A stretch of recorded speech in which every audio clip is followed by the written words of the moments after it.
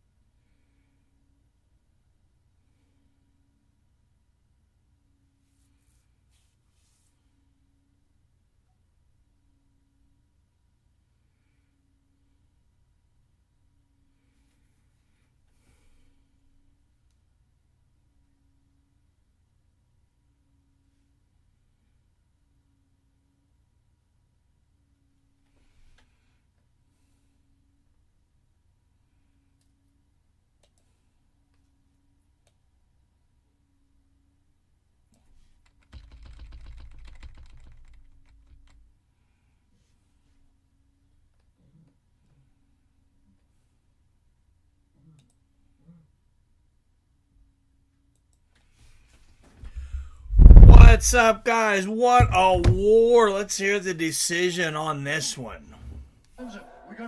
Jared Gordon and Haqparast. Winners scores the contest 29-28 Gordon. Sal D'Amato has it 29-28 Haqparast.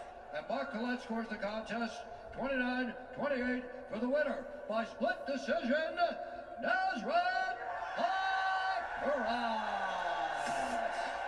Nasrat Haqparast gets it done on the split decision. He extends his UFC lightweight winning streak. Everybody knows Jared Gordon can't win a close decision. No, what a great fight, though. Hopefully both those guys get a bonus. What's up, Roberts? This is LFG Fights with Friends Family. Cheers, Phil. Daniel Barry, happy Saturday, sir.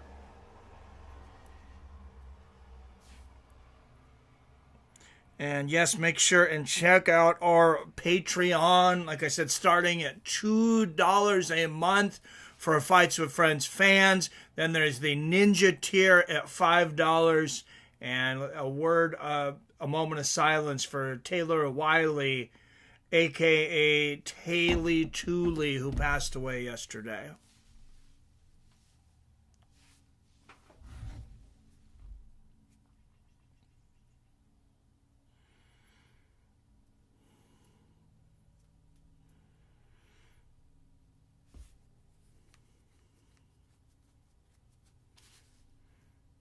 All right, Taylor Tooley, of course, in that first UFC. I believe he was the guy that got his tooth kicked out by Gordon. Was it Gordon? Was Trudeau? Something like that. I don't know why I can't remember the name of him now. But yeah, I think it was that first fight, the first few seconds of the UFC. His tooth went flying. And for those that remember it, when I was interviewing Art Davie, and he talked about that tooth flying because he was sitting right next to some executives, some Gatorade, and that tooth came out and landed in the front row, and those executives from Gatorade stood up and they fucking left, and they did not come back.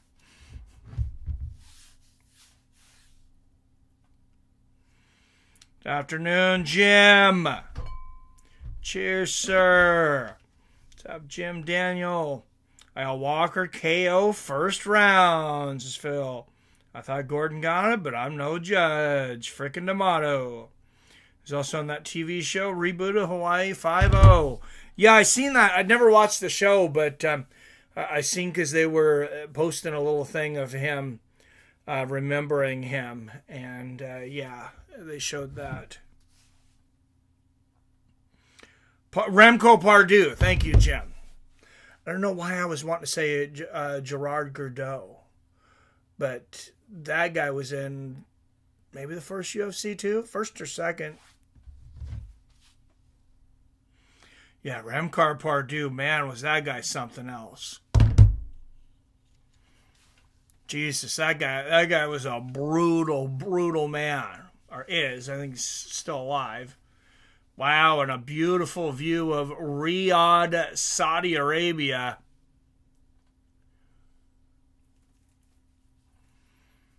The city built on American commuters. No. Selling all that gas. Selling all that gasoline, all that unleaded, so they can fund that. So, so we can stay in traffic for hours. 3 people in here. WTF. Says 4 now. There you are. Well, yeah, I just started. These early ones, people forget that they're this early. So, not that we would have a huge crowd, but we got up to 20 for PFL yesterday, and I don't think anybody knew that was going on. And apparently nobody got notifications. I don't know if that's going to be a thing in the past or what, but maybe go through, for one thing, make sure you're still subscribed, because they're unsubscribing people from channels. After we're demonetized, I wouldn't put it past them at all for them to unsubscribe people. And then just make sure and check your notifications bell, that you click it twice so it says all notifications. Because you can click it once and you get notifications, but if you click it twice, you get all notifications. Cheers, Phil. Just surprised. Yeah, and like I said, we just started. We're only 7 minutes in. So hopefully that means we'll get some more people as they're getting notifications. And Robert Whittaker's fighting. I mean, holy shit. The Grim Reaper taking on Aliskerov. And I was looking at that, Wyatt. I know a bunch of people had said that Aliskerov had beaten Khamzat Chimaev, but unless Sherdog's got it wrong, I was looking on there, it says Khamzat Chimaev beat Aliskerov. So I don't know what the deal is. I know I'm a little late, but congrats on 8K subs. Thank you, Wyatt. Appreciate it. There is more than 3. Yeah, I think they're finagling the numbers here now, too. God, they love us.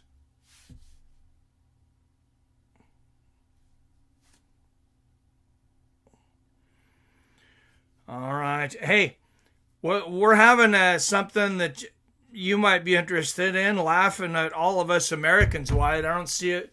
Know if you've seen, I announced it yesterday. Since we're demonetized, what are they going to do to us? Demonetize my video? We're doing a fight companion for Joe Biden versus Donald Trump, the debate. This Thursday, June 27th. Orange Man versus Sleepy Man.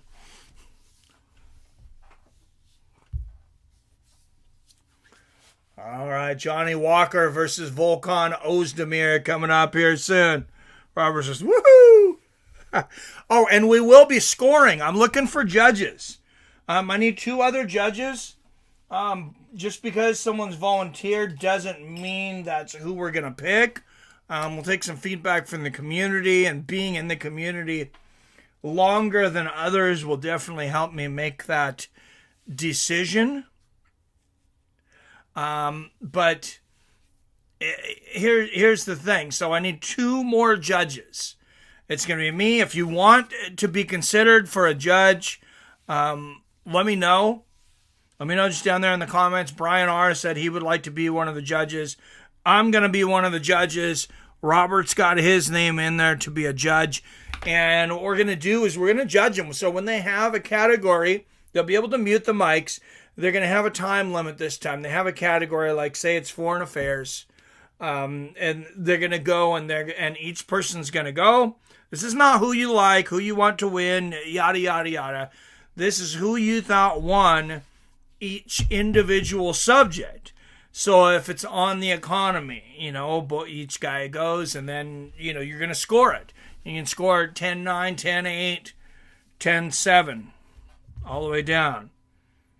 Friend told me that yesterday. Couldn't believe Hamzat KO'd him round 1. I swear they talked about him being Hamzat. Shocking.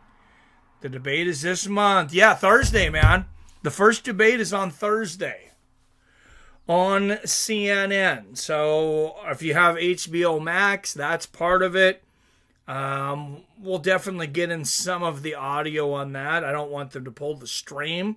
Then we won't be able to finish. Obviously, I'm not worried about it being demonetized because we're already totally demonetized. I don't want that much responsibility. Just try to moderate the trolls if there are any. All right, Phil. So far, oh my god, we got Robert, the Guaminator. We got the Drunken Charge, the Guaminator, and myself to judge the debate. If anybody else wants to throw their name in the hat. You're not eligible, Wyatt, because you're Canadian. No, just kidding. I don't think it really matters.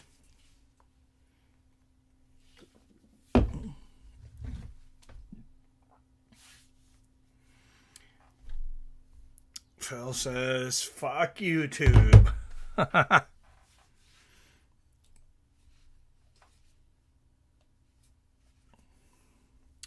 All right, let's get to the poll. 4 votes so far. Everybody's voted for Johnny Walker. Wow, he's either going to go in there most likely and knock Volkan Ozdemir out, or Volkan's either going to knock him out or win a decision. Hell yeah, keep up the Guaminator nickname. Yes, Brian, if you're in here, Brian R, or anybody listen, Wyatt named you that. That was Wyatt's idea. Way better judge. Wyatt has no skin in the game. That's true. That's true.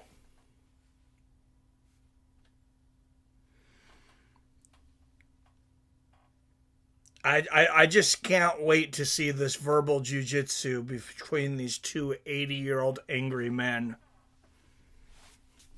Like, this is what America's about, right?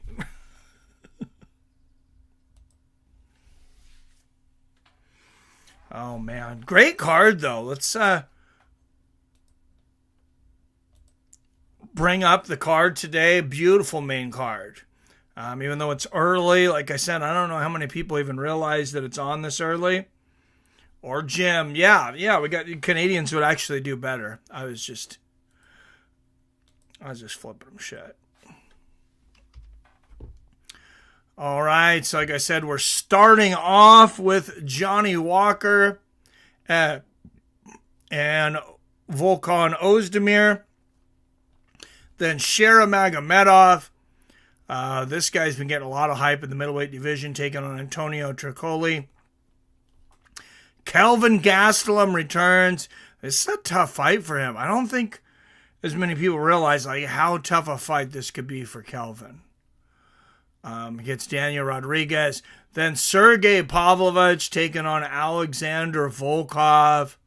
by Volkov. I think Pavlovich is just going to fucking decimate him. And then Ikram Aliskerov taken over, of course, for Hamzat Chimaev, who is out. And then he'll be taking on Robert Whittaker. Rob, you, Brian, and Mike is the most hilarious trio I can think of. Maybe I'll call in afterwards. Jim and I are Canadian. Yep.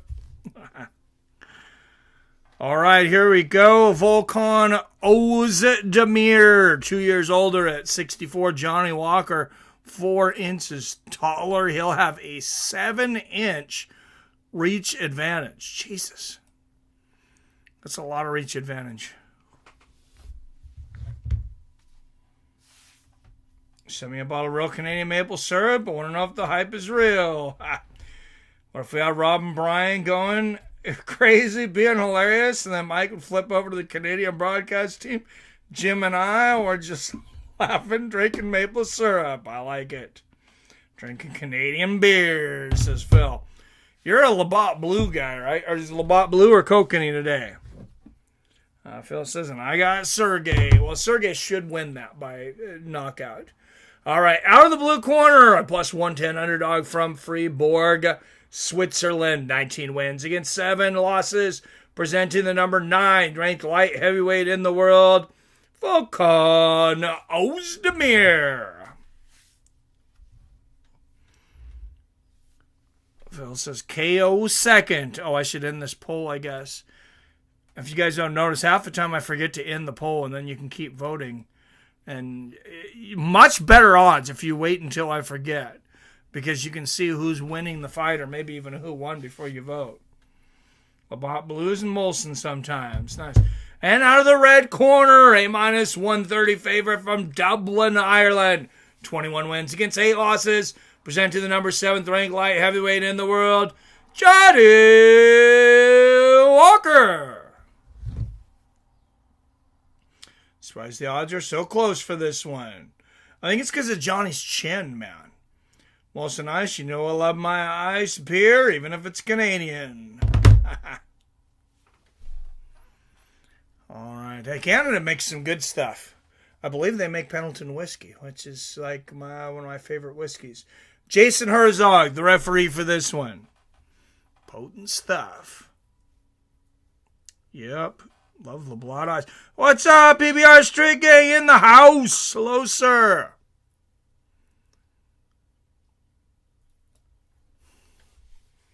And a touch of gloves, and here we go. Walker in the white trunks, Ozdemir in the red. Ozdemir pushing forward early. Good low leg kicks from Johnny Walker, outside, inside.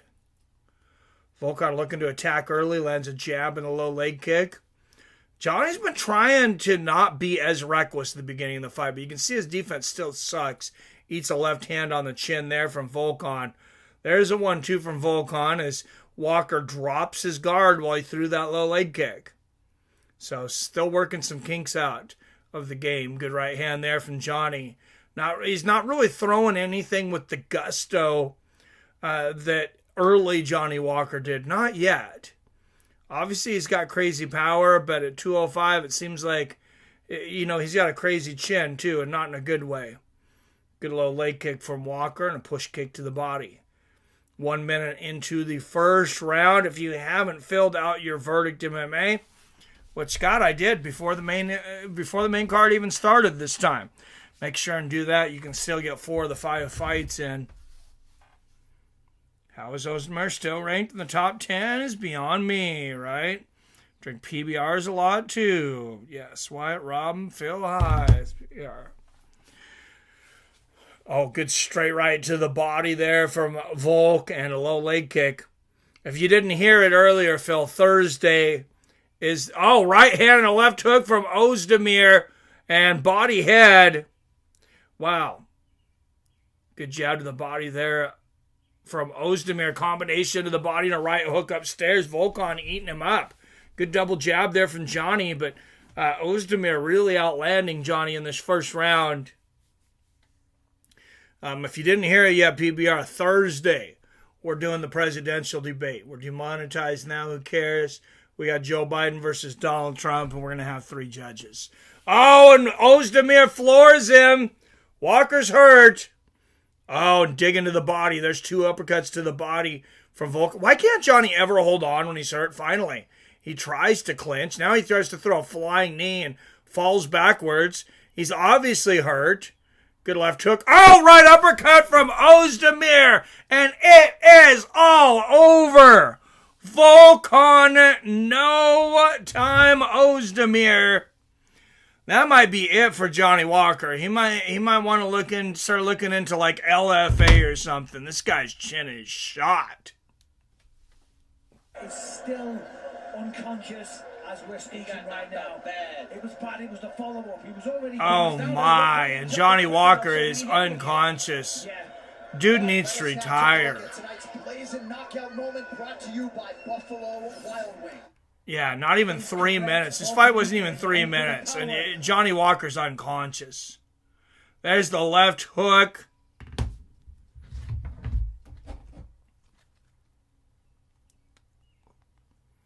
Falls back there. Let's get this on the old Twitter. For anybody that's not able to see it. Even though we're on ABC today, too. So, more options than ever to watch this. But who's got rabbit ears these days, right? I don't know.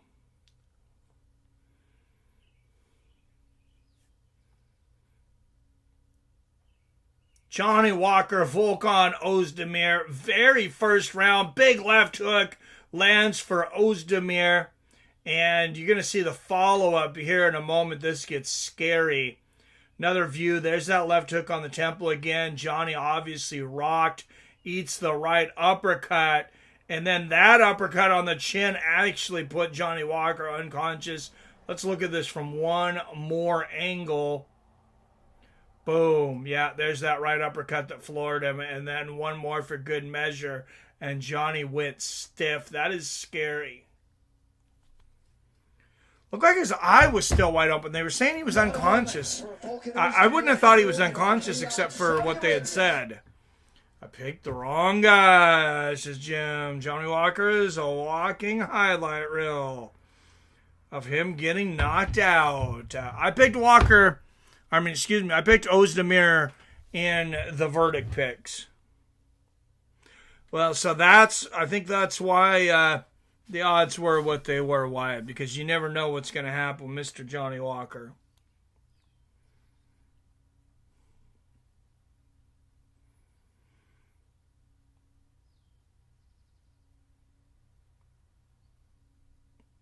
All right, and I had picked, okay. All right, guys, be fucking ready for me and verdict this week. This time I'm actually paying attention. I'm coming for everybody.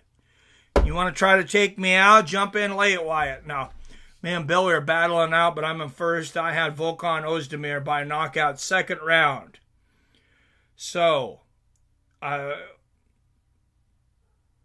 believe that gets me over 2,000 points. 948 for the fight correct. Fight correct and fight term, 1,485 points. The round was actually only worth 100, so that should have got me 24.33.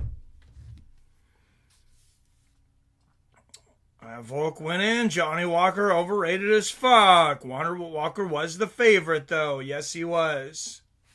And you never know with this guy. He's got that crazy power, and Volkan generally does not. Yeah, Johnny Walker should retire. Like, right now. Just announce it. Just announce it. Put your gloves in the cage. This guy is done, son. At 2 minutes, 28 seconds of the very first round. Declaring the winner by knockout, Volkan Ozdemir.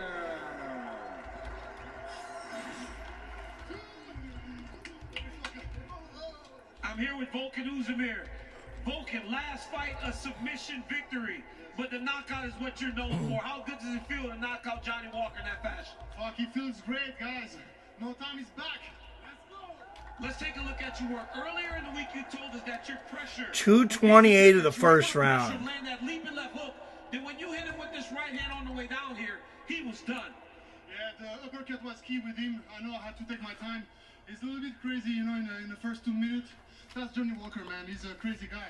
So I knew I had to watch out, take my time a little bit, and land those shots. You know, you went and checked on him. Now you've won a couple fights in a row.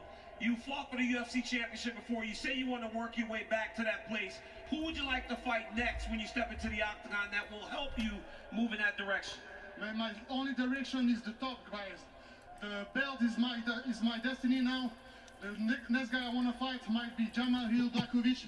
I really don't give a fuck. I need somebody on the top. Congratulations on the massive victory. Ladies and gentlemen, give it up. Volkan Ozdemir taking advantage of the ESPN Plus being able to swear. I wonder if that was bleeped out on Big ESPN and ABC. Because they could be looking at some fines if he's talking like that on ABC still. Walker was fighting like he didn't know he was in a fight. What's up, Owarchi? Yeah, you ain't joking, man. Also have Alexander winning. Walker's one-dimensional. Volk is called no time for a reason. Either he gets KO'd or he gets the KO. He's got power, right? Oh, man, and there is the sensational matchup, a preview of Brian Ortega versus Diego Lopez for UFC 303.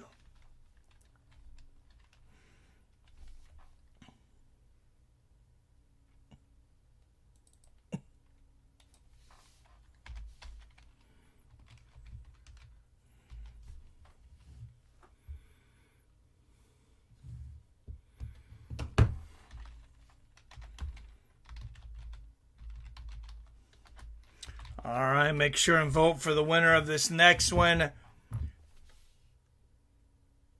Shera Magomedov and Anthony Tricoli.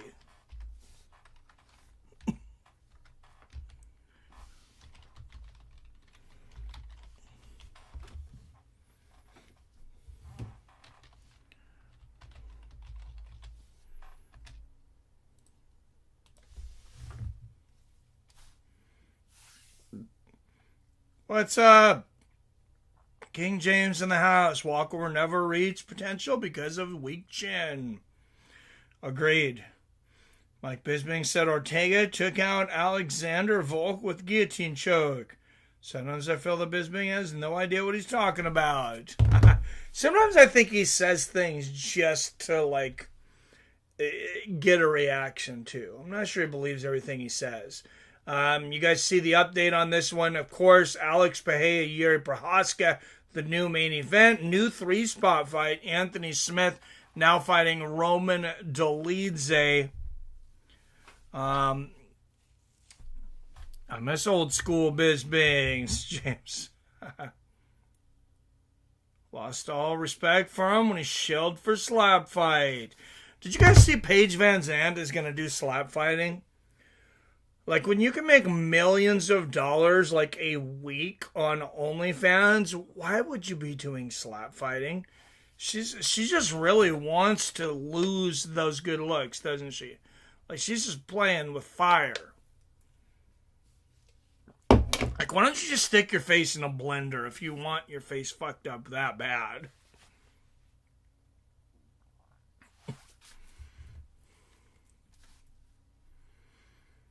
Maybe she wants to corner the market on OnlyFans, the OnlyFans good body and horrible faces.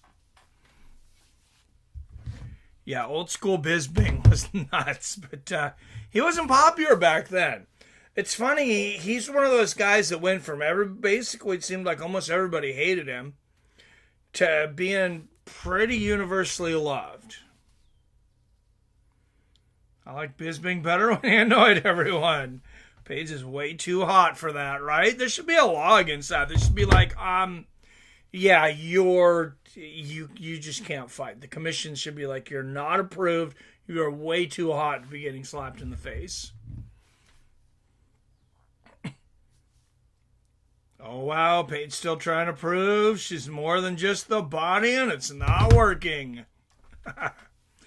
I don't know. I mean, maybe it gets her name out there once in a while. If I was advising her, I would say definitely drop out of this like a week before. That's going to get you some more headlines. At least people are going to look at it and then just be like, hey, but check me out on my OnlyFans. Oh, and then as an apology for dropping out of the race, she can give everybody like a free week trial or something.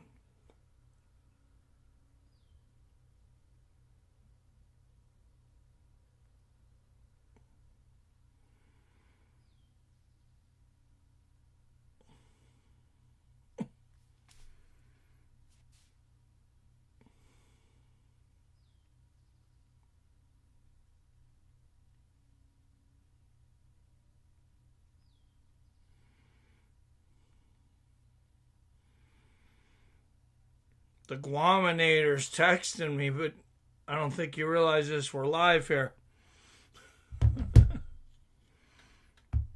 He's there in Washington by me, so he was picking my brain before for some fight from some betting picks.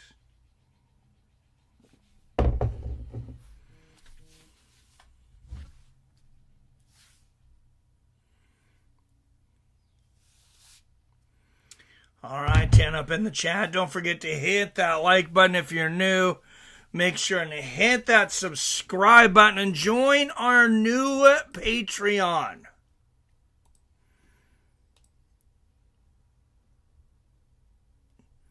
So, 2 new members from yesterday. Thank you, Phil D. Robert Kerrigan. Real easy to pay. The great thing about Patreon is they don't take a huge percentage anymore. They take, it's either 5 or 10%. It's like super cheap. And it's not until you get your payout.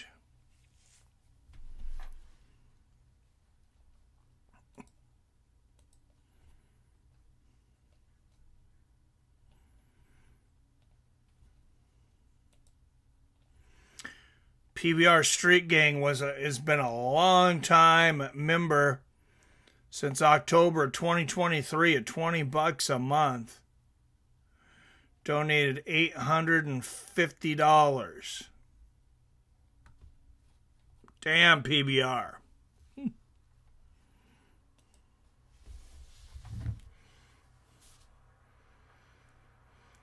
Plenty of lonely, weak dudes willing to pay for her trashy OnlyFans. Right?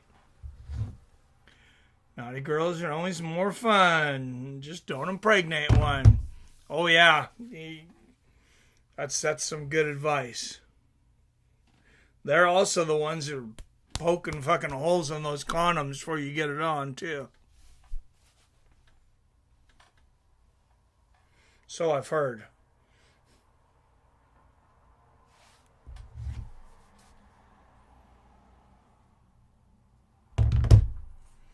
Oh, this is great on my Super HD 4K television. ESPN Plus runs so slow that the bit rate is down. It looks like I'm actually watching this on antenna in like 1985.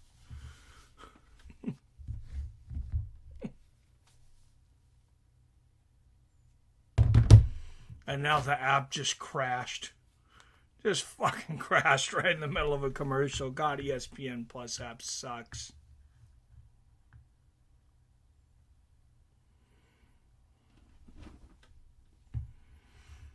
Guess they won't be sponsoring me.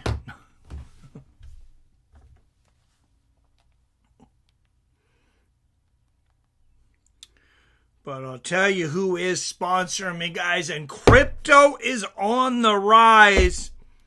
And not just another way to donate to the channel, although you can donate crypto to me now through Robinhood. I want to get you a free stock. If you're not on Robinhood yet, you need to get there. So let's get you there.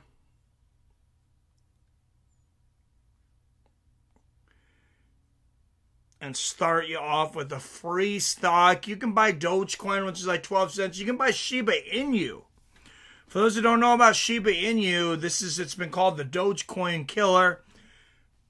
It's a pretty popular crypto. And you can literally get 500,000 of them for like $4. I mean, it's very cheap right now, but if it busts, like if it breaks out, it's going to be huge. Like, we're all going to be rich, all of us that are donating in this. That are part of it.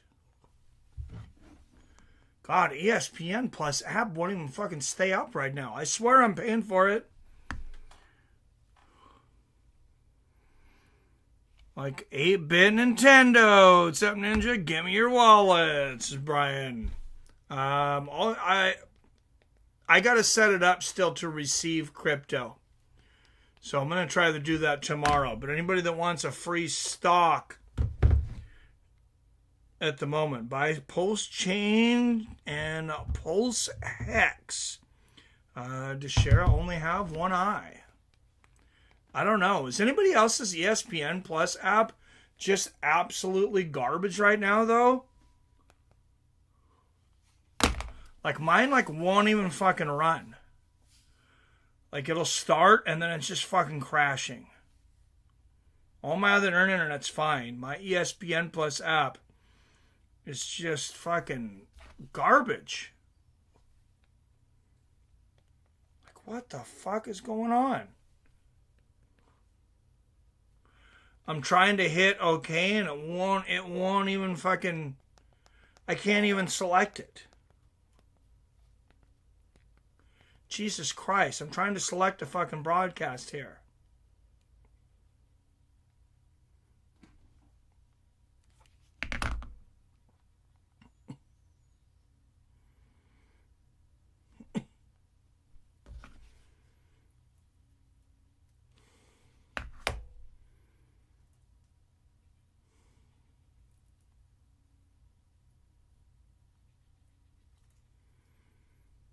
All right, there it is. If you're not signed up for Robinhood yet, that'll start you out with a free stock, and it gets me a free stock. So please do it because it helps out the channel. My poor demonetized channel. God, I don't know if I'm going to get this fight or not, guys. My ESPN Plus app, it is run so fucking slow. It is unbelievable. Richard Hart created Hex in 2008, and at 10,000 times, and it made hundreds of millionaires in 2021. Nice. I've heard Shara can only see blurry shape from bad eye. That sucks. Is anybody else's ESPN Plus app working? Is it just mine that's down? Like, it's not down, but it's going so slow that it's like dial-up fucking internet from 1995. And then when I click on it, it's like crashing after fucking 30 seconds. Is it going to actually let me open it this time? Jesus Christ. Yeah, I'm getting the old AOL little spinning thing now. My app is working fine. Mine usually is too. And I remember people were complaining about before. I was like, I don't know what you guys are talking about.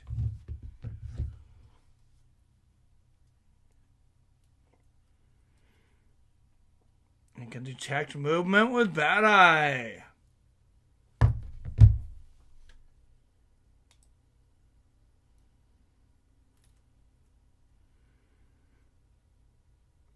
Now Pulse Chain is his chain he created, and Pulse X will do same. 100 times easy at already 100 time X. Big fan of Shara. Well, prelims already? Where are they fighting up for this card? No, it's main card, Greg. What's up, Greg Brimstone in the house? Riyadh, Saudi Arabia. I figured that might have been the issue earlier.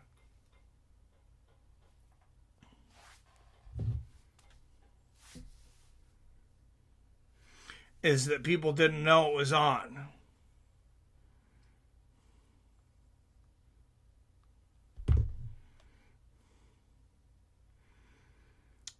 Guys, if you were part of the old super chat, so we can't do the super chat here, and apparently in Canada you can't do the Cash App.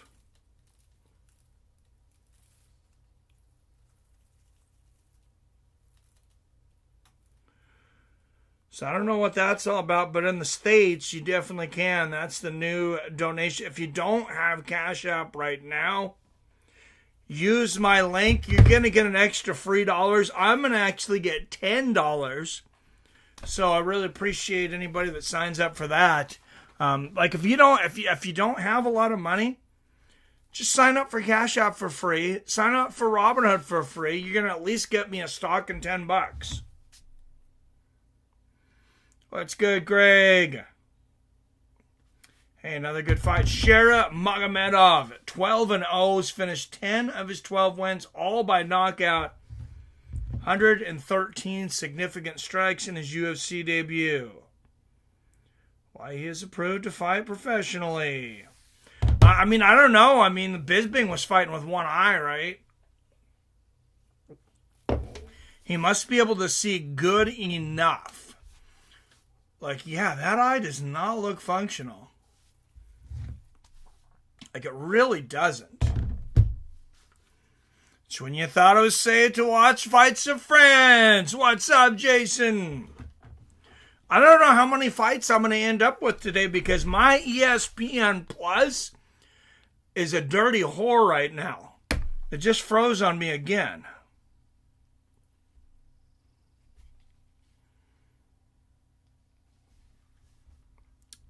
Is being completely blind and pretended he can see. Yeah, this is true. He'll never be allowed to fight in the U.S. Oh, yeah, they're in Saudi. They don't give a fuck, Jack. That's a good point.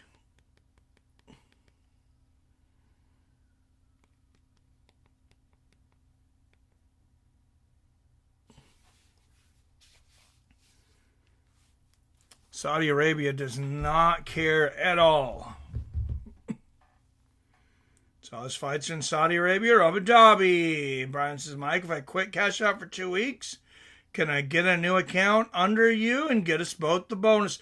That's a good question. Try it out for us. See if it works. And everybody can get new Cash Apps.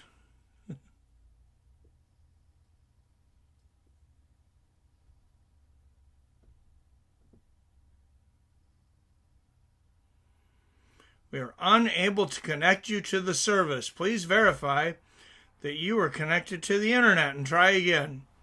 Oh my God, this is fucking ridiculous. Sheriff proved he can detect fist approaching his eye.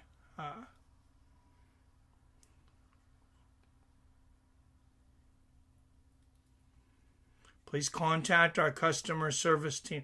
No, I'm not going to contact your goddamn customer service team. Just make your fucking thing work. I already paid for it. So sick of doing other people's jobs for them. No, my shit's not working. You fucking make it work. Don't make me get on the phone for 3 hours trying to figure out why you can't do your job.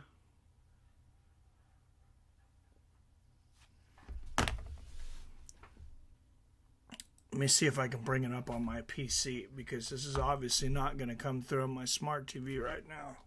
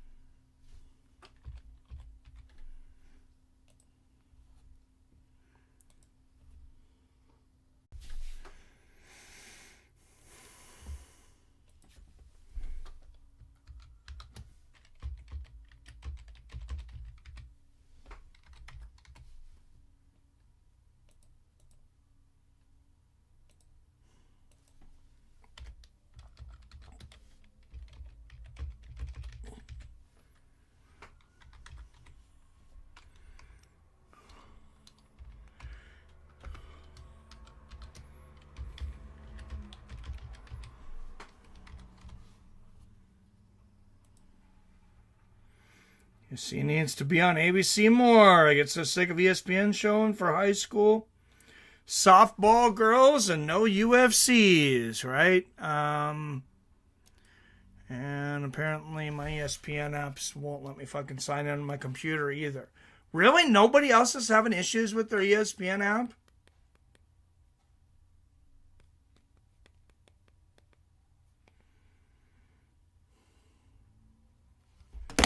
I know YouTube's not. I know YouTube doesn't own ESPN.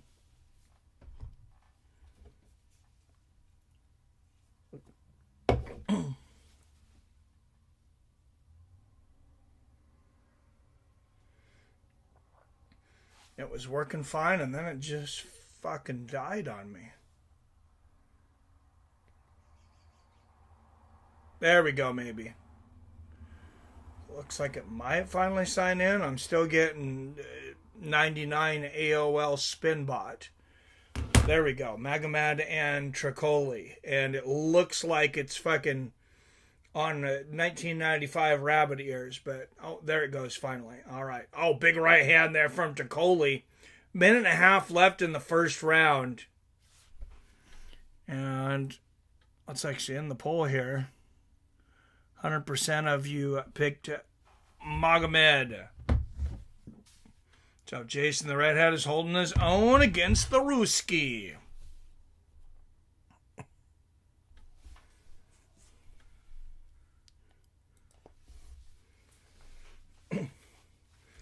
And Tricoli inside going for the takedown. Magomed on one knee. This should become more popular much faster if they stayed on a cable TV network. Yeah, and they were. I think ESPN just gave them so much money. They're like, we don't even care. Because I think ESPN, they needed to build their subscription network.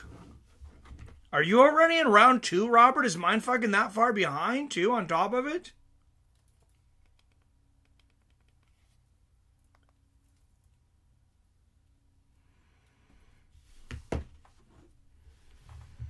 I still got 15 seconds left in the first round.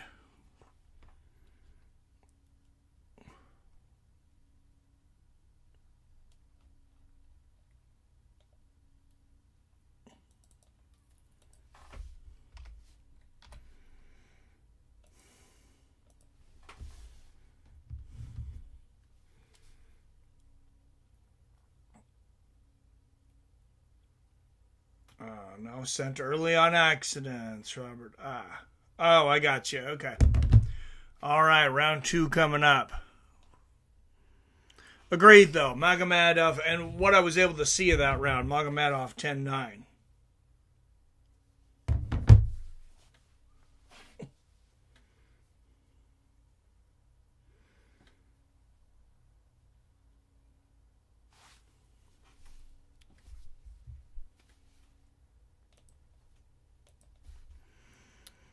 On deck, Kelvin Gastelum versus Daniel Rodriguez. Then Sergey Pavlovich, Alexander Volkov in the co-main. And, of course, in the main event, Ikram Aliskerov taking on Bobby Knuckles, Robert Whittaker.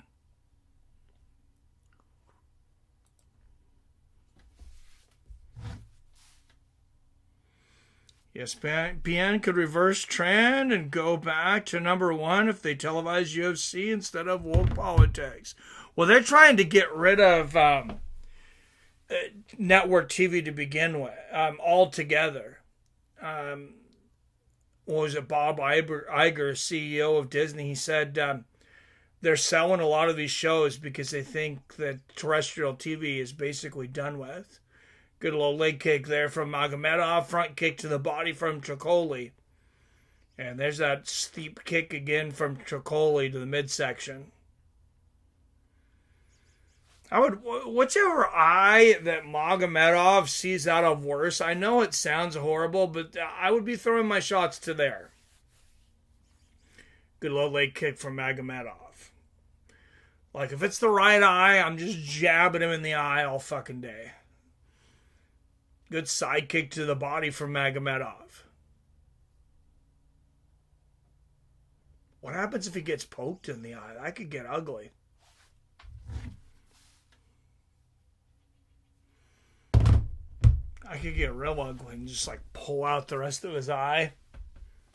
It's like some Mortal Kombat moves. Good little leg kick there from Magomedov. And another, man, he is really punishing that front leg of Chikoli.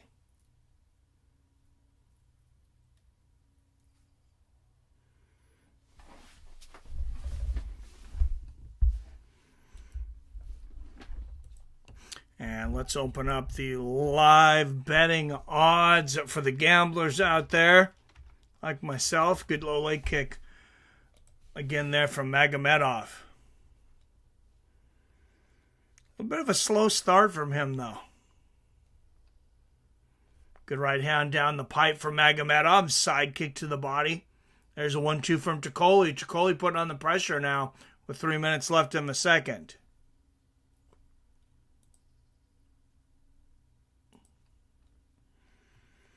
Magomedov right now is a minus 810. He just becomes a bigger favorite. Give a few days, then get it again. Use your invite. Okay, canceled Cash App Mike. Awesome. Thank you, Brian. Appreciate it. Oh, good left hand and a right hook there from Chikoli and the side kick to the body.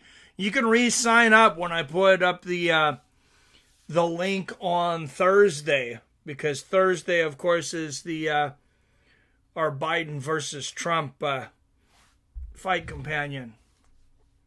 UFC televising live Fight Pass simultaneously.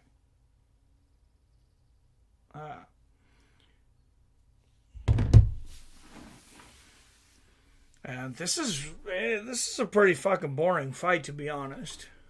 Like, somebody want to go for a knockdown or a knockout or a takedown or something here? That'd be great.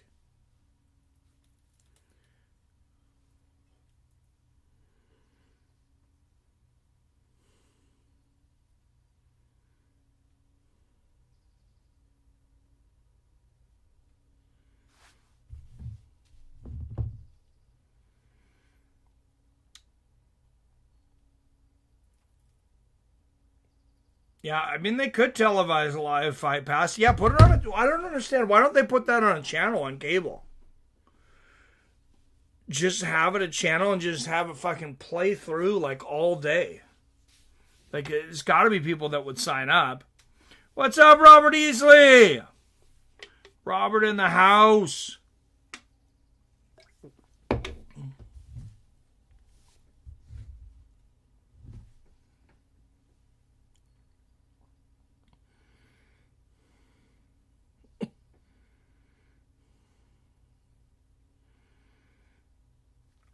Bad fence grab. Yeah, there was some bad fence grab in PFL last night, too. I thought should have been a point taken away. I believe it was collared. Going need to give up on this takedown, right? Oh, good left hand there from Magomedov. Yeah, he really wants to take Magomedov down. I don't know. Maybe he bet on the over-under for takedowns. I know fighters are not supposed to bet on themselves, but you know they're having somebody put a little something out there. MMA is popular enough to have its own cable network. Oh, for sure. Good right hand there from Magomedov and a low leg kick. Side kick to the body from Magomedov, and that's going to end the round.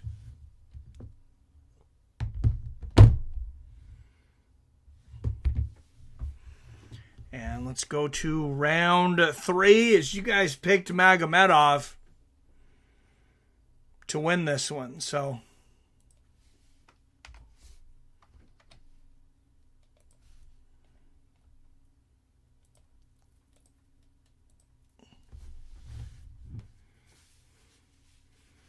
thought they're allowed to bet on themselves to win, just not lose.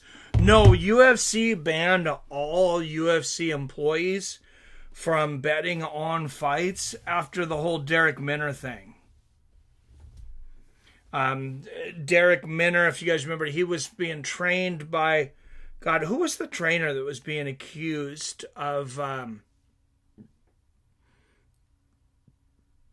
of maybe rigging fights. Apparently his life is hell right now, and I can't think of who it was, but bunch of money people put money specifically on him, on Derek Minner, to lose by knockout in the first round. He had a leg injury.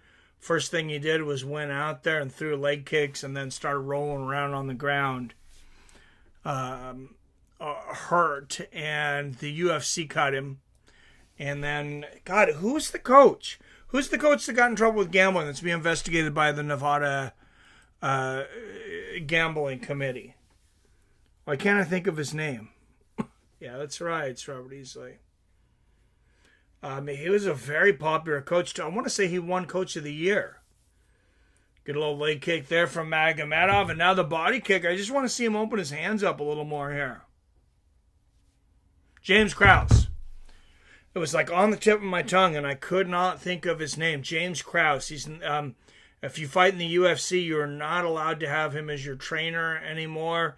Can't be in the corner. Can't be in the building for any UFC events. Good little leg kick there from Magomedov. And there's another one.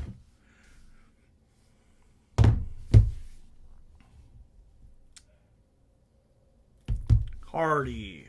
Which Hardy? Dan Hardy? No, Dan Hardy didn't get kicked out for that. Dan Hardy got kicked out for something. It was something he said. I think to like Herb Dean's wife or something. Good little leg kick there from Magomedov. It sounded like a nothing burger basically for me, though. It didn't sound like Dan Hardy really did anything wrong. Oh, big right hook and the left hand right afterwards from Magomedov. That Chikoli's got a chin because those were tough shots. Good little leg kick there from Abraham Magomedov.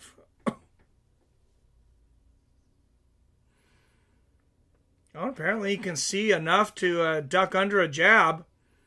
Oh, Magomedov with the face kick.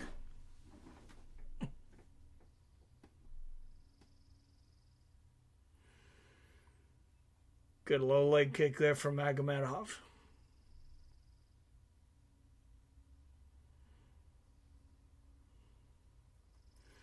Oh, spin kick to the body lands for Magomedov. It's just, I just like to see him put more of this together. Like everything is like one shot at a time. It seems a bit robotic. Good little leg kick there from Magomedov. Oh man, he punished Tricoli for going for the knockdown there, or takedown there. And if there's a 3-punch combination upstairs to the body. Oh man, and he floors with the left hook. And that's all she wrote. Dan Miragliotta steps in. I think at a perfect time, too. And Shera Magomedov with the knockout in the third round. Beautiful stuff.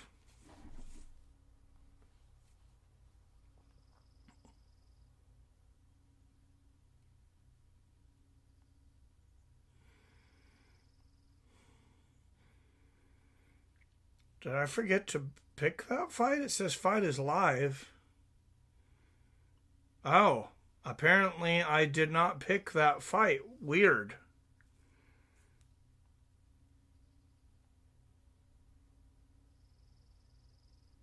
I bet all my side experience on other fights, though. I just fucking forgot that fight or didn't register or something. Huh. Well, that should give you guys a shot if I don't even pick all my damn fights.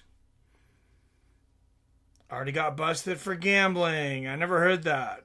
Mike, you sure you're not? Because I just watched the Shara fight about an hour ago. Wait, what? No, there's no way you watched Shara an hour ago. There was maybe a guy with a similar name. But no, this is definitely live. Main card started at noon. And that was the second fight.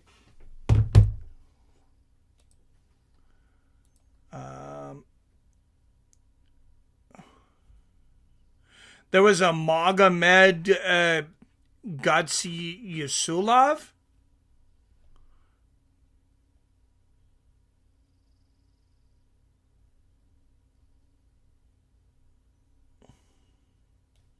Yeah, even the UFC website still says live now for this fight, even though it's over. They just haven't updated it quite yet. I got busted for gambling, yes. And if you would like to do some gambling, fucking feel free, though. And we'll even gift you $100 to start out. That's right. New sponsor for the show, DraftKings, is back. And they're giving us $100 of free bets. You get $100, and when you use this, I get $100. So everybody's a winner.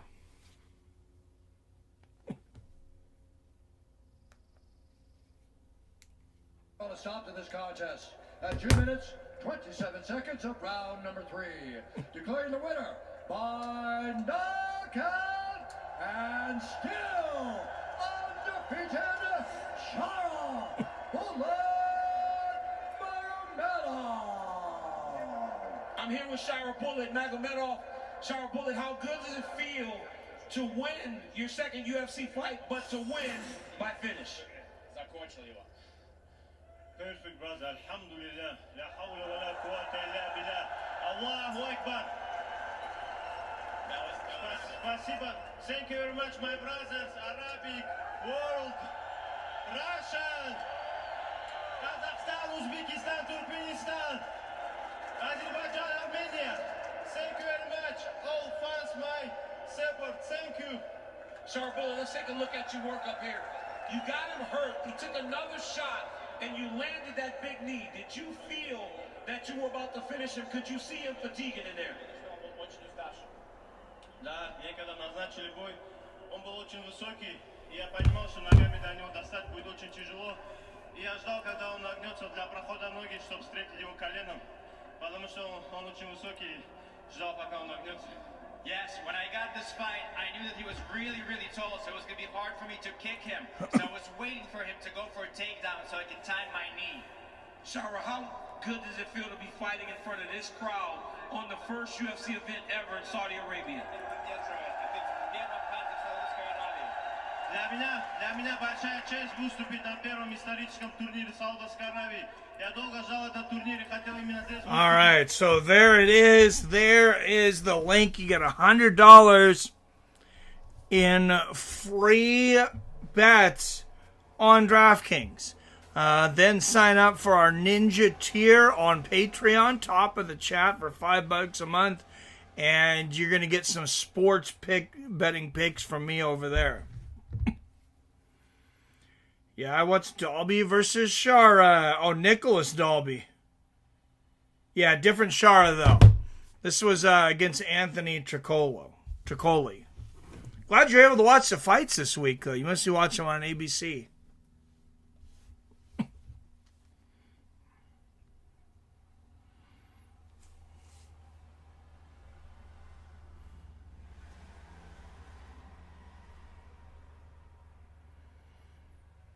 All right, what is it? 3 spot up next already? Kelvin Gastelum. That went quick. That went very quick. Yeah, that's next, though. Kelvin Gastelum and D-Rod.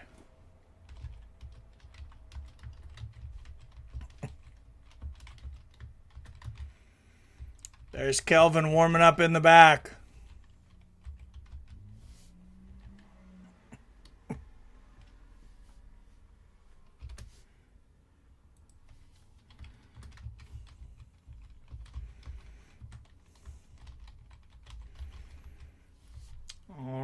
Who do you think's going to win this one? Kelvin Gastelum and Daniel Rodriguez. Make sure and vote.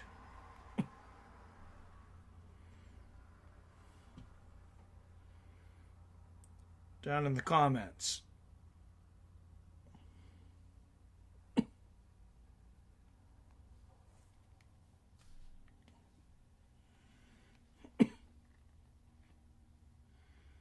Supposed to be at the Homestead, but decided to stay in town for this card. Nice. Smart thinking, King James.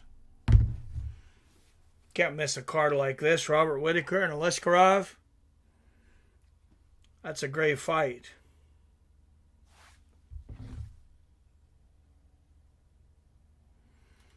How's the weather everywhere else? It's 70 and cloudy here, but it's supposed to get up to 76. It's maybe a little muggy.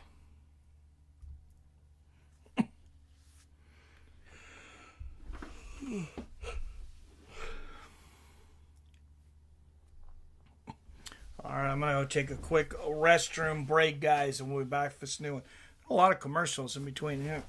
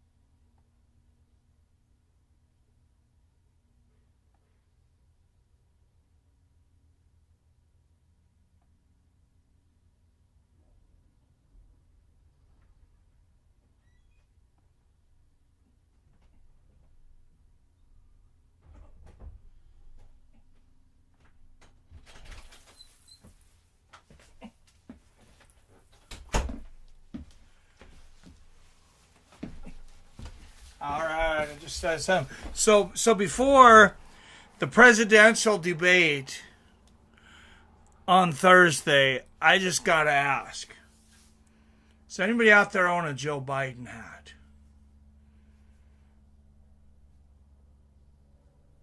I've never seen anybody wear one. Is anybody out there on a Joe Biden hat? I'm just curious. No.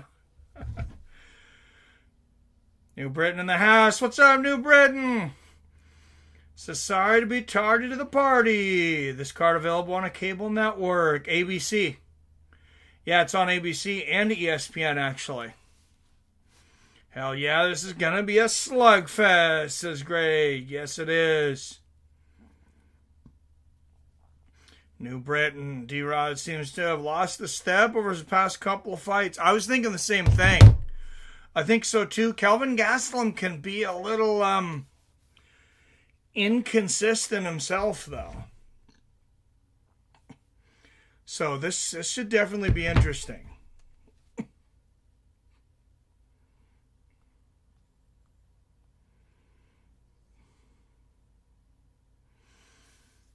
don't remember what I picked for this on Verdict. Oh yeah, I remember. I might have to change that. No, I only used 100. I only bet 100 on it, though. I don't think that's going to happen, though. I took D-Rod by third round submission just because it was worth a ton of points. No Biden hat, but I wouldn't mind a roll of toilet paper with his face printed on it. King James. Oh, that's hilarious. Do they even make shot sniffing hats?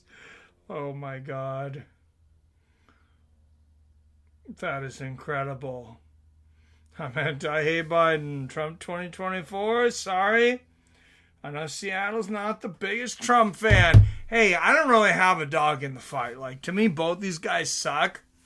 I'm what some people would call a fence setter. I like to think of it as independent, but like these guys just fucking suck. They suck, but I'm going to stick back and laugh at them, and we're going to do a fight companion. Like I said, we got to have some fair judges. Anybody who wants to judge that, give me your name right now, because we are doing a fight companion for the first debate on Thursday, Joe Biden and Donald Trump. That's no joke. So far, we got 2 volunteers. Doesn't necessarily mean that we won't consider other people, though. I was going to be the third judge, but we have enough. Maybe I'll just let all you guys judge it, and I'll just commentate. Whatever gets your goat. They're a bunch of lying crooks. The system is fucked. Hey, I'm with Phil. I'm with Phil D. Yeah, that's pretty much how I feel about it. But I am going to be, I'm sure, thoroughly entertained by whatever happens.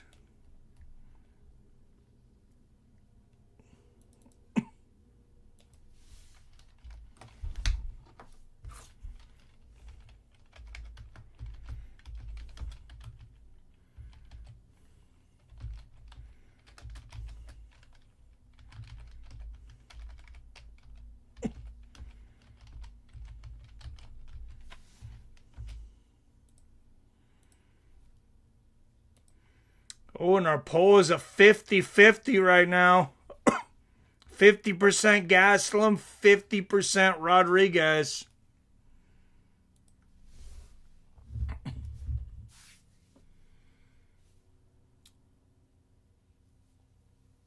I'm a judge. Number one. Always been independent, but no sane American would vote for Biden. King James. Candace Owens can't get to age fast enough. That's all I'm saying. I'm not sure what you're saying. Are you waiting till she turns 35 so she could be VP? Whole system is rigged. But go Trump. Loved him since the 80s when I was a kid, says Robert. All right, 15 up in the chat. Don't forget to hit that like and subscribe button on the newly demonetized Fights with Friends. No, I'm not actually happy about that, but we're going to do with it what we can. We got Cash App for donations where I get 100%. None of that goes to YouTube. Same thing with PayPal. Patreon, you can sign up for that. 90% goes to the creators, either 90 or 95%. That's our new members. I wouldn't say members only, but our new premium members is on the top for Patreon. And congrats Phil D and Robert Kerrigan for being the first two new members of the Patreon. PBR has been a member forever. Candace has my votes, King James. Uncle Joey Diaz for president. Lee Syatt, VP. Oh, that'd be hilarious. Dude, I'm sure he would do better. Never bored in my life, but I never voted in my life, but I'm voting this year, it's Robert. Hey, drunk in charge. I'm still drunk and large. 5 times, just like I want my shots, beer mugs, and bank account. Candace has my vote. I need 5 times on everything. Imagine if our votes actually counted. This is James. I think some people still have some faith that they do.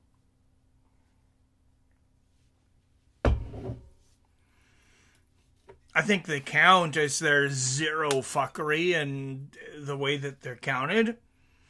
I mean, of course not. Is there zero fuckery in much of anything, though? I mean, everything these days seems to have at least a small amount of fuckery. New Britain Boy fun fact, Trump played himself in Home Alone 2, Lost in New York. Yeah, he's been in a few of those. A few movies. All right, Daniel Rodriguez, 37, 5 years older, 4 inches taller at 6'1", and he'll have a 2.5-inch reach advantage at 74 inches.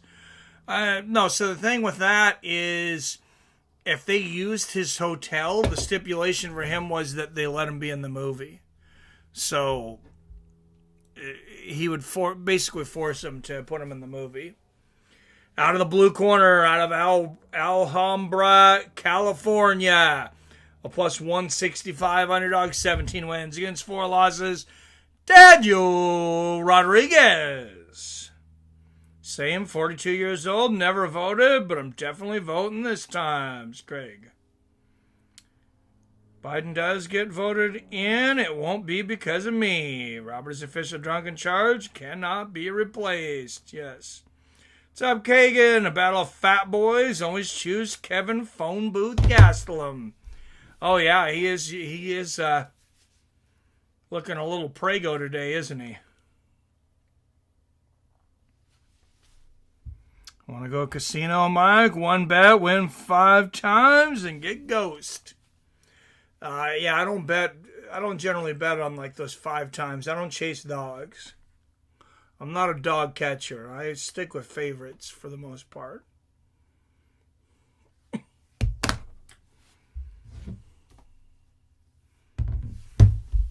All right, guys. I don't know why, but my ESPN Plus has been absolute dog shit today. So if I'm behind for a moment on a fight, it's because I'm resetting my ESPN app yet again, which I just did. After this, I'll delete it and re-download it, and maybe that'll make a difference. Jesus Christ, is it going slow? Holy fuck. Fun fact, Trump supported the UFC back in the dark ages when MMA was illegal in most states. He did. Thanks, Ken. You're the OG king of the channel. All right, 4:20 left here in the first. So we'll just bring the timer down to 4 minutes. So we'll be right on here in just one moment.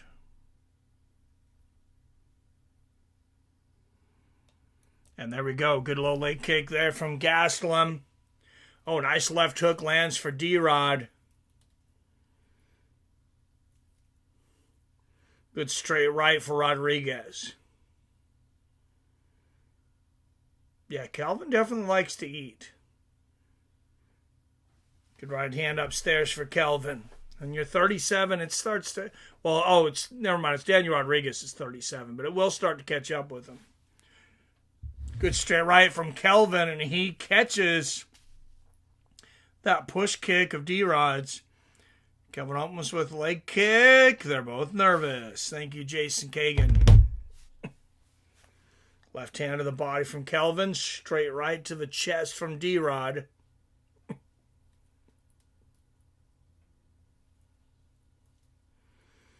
There's a right hook from Gastelum. And a low leg kick. Oh, D-Rod coming back with a 3-punch combination upstairs. I do agree with King James, though. I do feel like D-Rod's lost the step recently in his last few fights. Kelvin definitely not going for the finish here early, though. Just kind of, I know it's the first round. A little bit of filling out. Good straight right from D-Rod. But, I mean, you only got 3 rounds. Oh, good right hook from Kelvin. And there's a right hook to the body from Gastelum. He's starting to pressure D-Rod now. Oh, there's the left hook lands upstairs. I think he thinks he's got him figured out now, and he may. Low leg kick from Kelvin. There's a straight right that lands. I mean, and part of the issues here is we got Southpaw versus Southpaw, which just makes for a really awkward fight. Good straight right from D-Rod. Inside leg kick from Gastelum.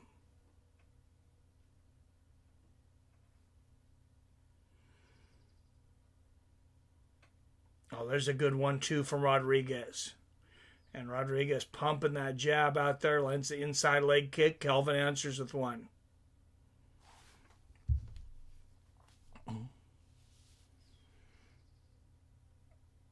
Okay, I'll say I want to see Curtis Blades versus Kelvin Gastelum. Oh, my God.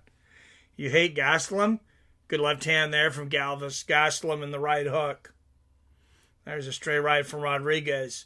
The other Curtis could fight him, though. Chris Curtis, the action man. Get a little leg kick from Kelvin. He's at middleweight. Oh, big combination body head from D-Rod. Kelvin got no business at 170. Well, he's back at 185 now. So, good little leg kick there from Gastelum. Oh, man, what a combination from D-Rod. Straight right and a left hook, and then the 2 punches downstairs. D-Rod's lighting him up. 2-1. Or excuse me, that was 1-2. It's just from the southpaw.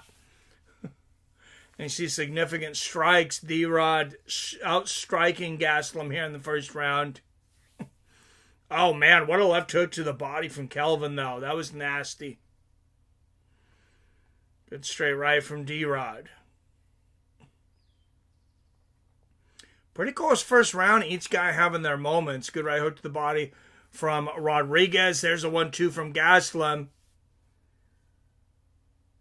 Oh, straight left on the chin from Kelvin. And there's another 1-2. Wow, what a great first round. Good combination from D-Rod. And left hand lands at the buzzer for Kelvin. Close round, but I got to go D-Rod 10-9. You don't ever want to be the last guy getting hit at the end of a round, though. With these judges, I have a feeling there's a lot of these judges that are just like they're watching and they're like, oh, this fight's very close. Whoever lands the last this round's really close. Whoever lands the last shot, I'm going to give it to. Daniel says, I've been waiting to hit you all night. To Bizban.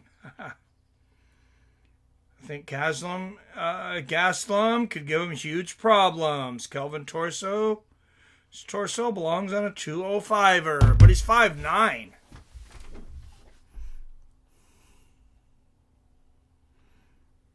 That's his problem, is he's 5'9".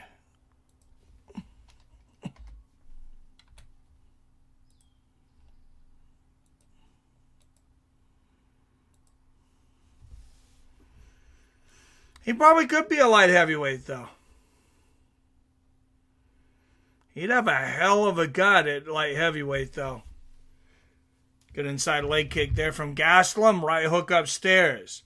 Close, but I think Gastelum landed bigger shots. Have a 10-9 Gastelum. Stand by my heart, cordless tools and batteries. I gave it to D-Rod, but it was a close fight. Or close round. Oh, good left hook there from Gastelum. Outside leg kick from Rodriguez.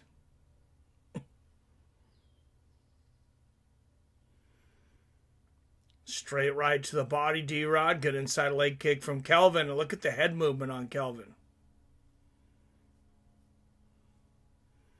Oh, double jab. Left hand behind it for D-Rod. Good left hand to the body from Kelvin. Oh, there's a 1-2 upstairs from Gastelum. Beautiful stuff.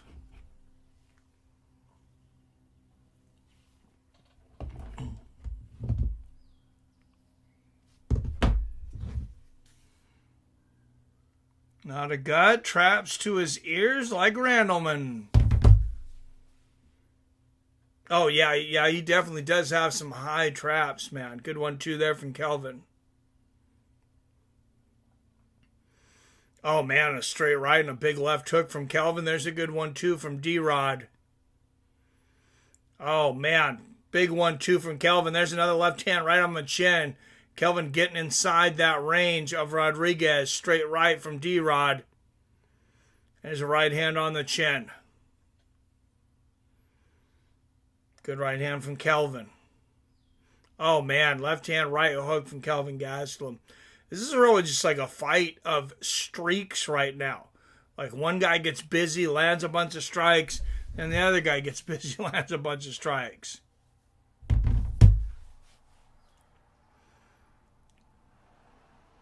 Good right hand there from Rodriguez. Oh, right hook upstairs from Kelvin.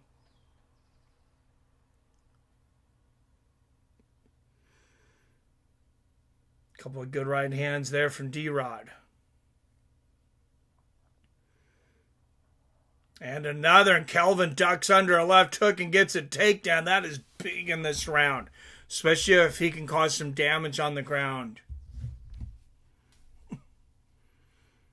D-Rod used to have some of the best hands in the division. Yes, he did. Yeah, he's 37 now, though, and that's most of the time around middleweight, like 37. That's near the end. And D-Rod doing a good job of getting back to his feet. He actually kind of used Kelvin to get back to his feet. That was interesting. Good right hand from D-Rod, but Rodriguez might be getting tired here. Well, no, Kelvin's got a hell of a gas tank. That could be that big torso. Maybe he's got big lungs. Left hook to the body from Kelvin. Straight right upstairs from D-Rod. But yeah, Gastelum's always had great cardio. Oh, good exchange of hooks there, but right hook to the body. Left hook upstairs combo from D-Rod afterwards. And there's another big overhand right from D-Rod. Gets through. Left hook from Gastelum. They are warring in the center of the cage.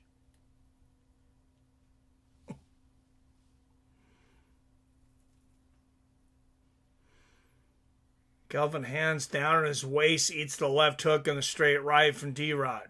There's another good right from Rodriguez.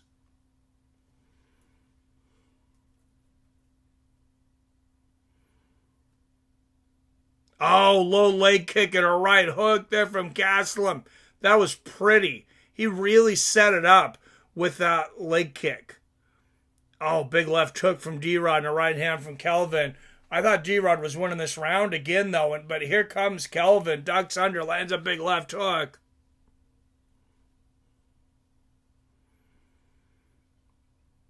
Gastelum really on the move right now. Wow, see a lot of significant strikes land for both these guys. Straight right, left hook there for Rodriguez. It looks like they're both probably going to be over 80 significant strikes landed after this round. Good jab and inside leg kick from Kelvin. Oh, nice right hook from Rod. And D-Rod checks that leg kick, lands a big 1-2 on the chin of Kelvin.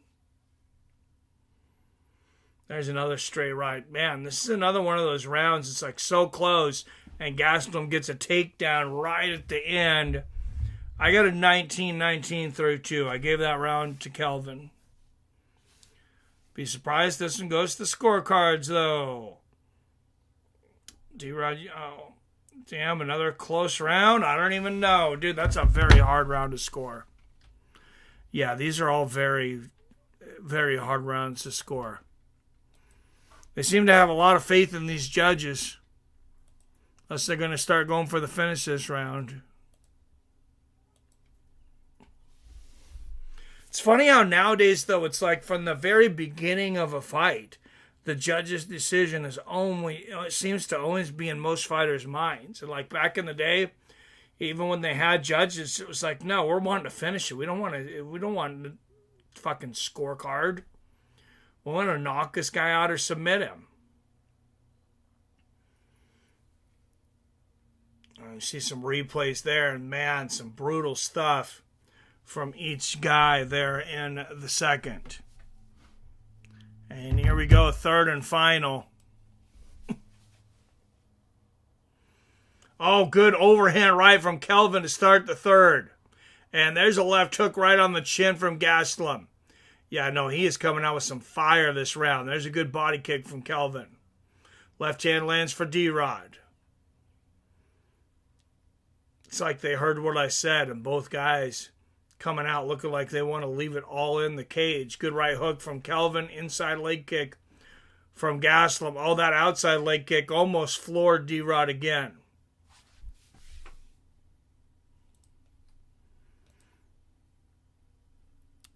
Man, 4-punch combination there from D-Rod. And Kelvin coming back with a 1-2.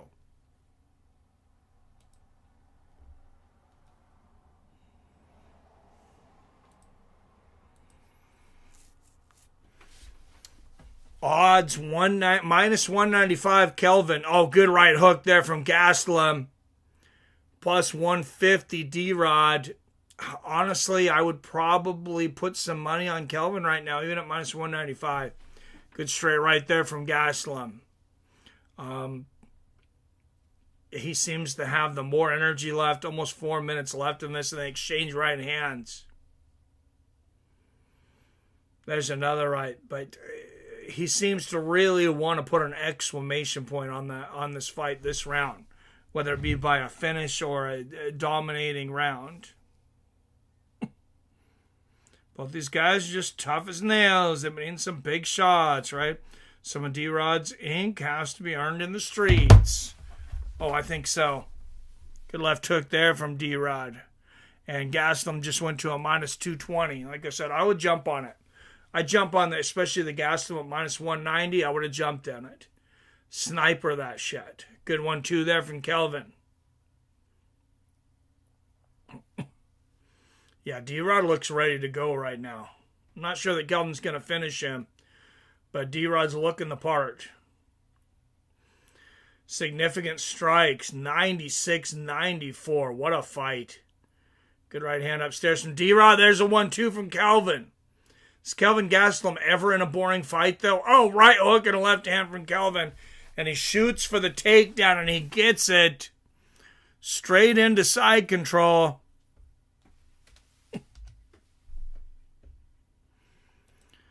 This is why I recommend live betting. You can make some money. I would have jumped in at minus 190 when it really just seemed like Kelvin Gastelum could not lose this fight.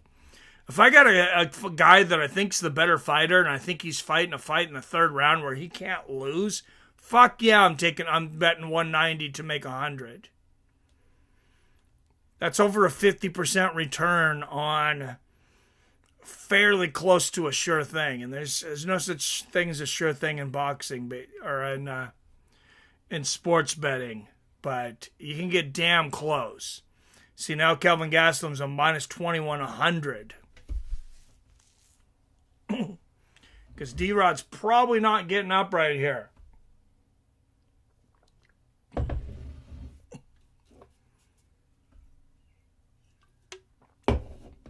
Oh, Rodriguez spinning him there.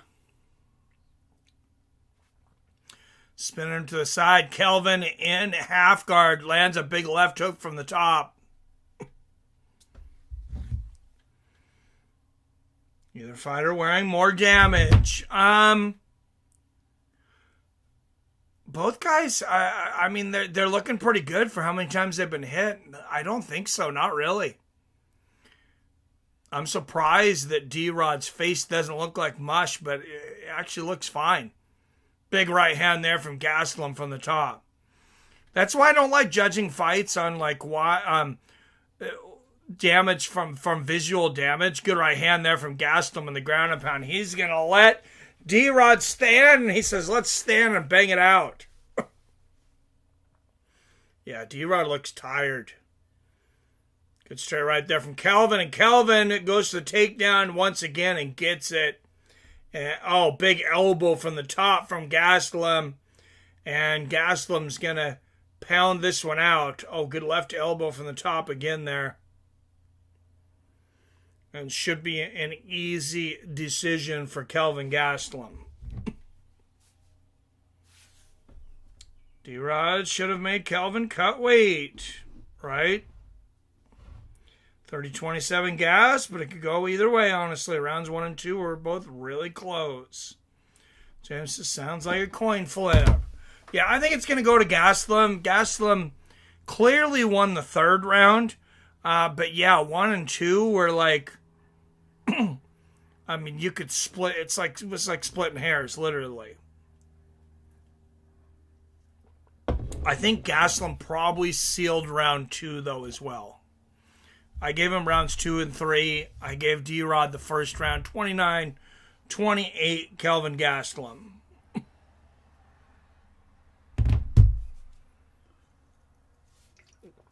Yeah, if he made him cut to 170, Wyatt, that could have been a different fight. Kelvin's just, like we talked about, he's got that barrel chest, even though he's 5'9". Last minute could decide winner. Well, if it did, it was definitely Gastelum. Gastelum was winning that round anyways.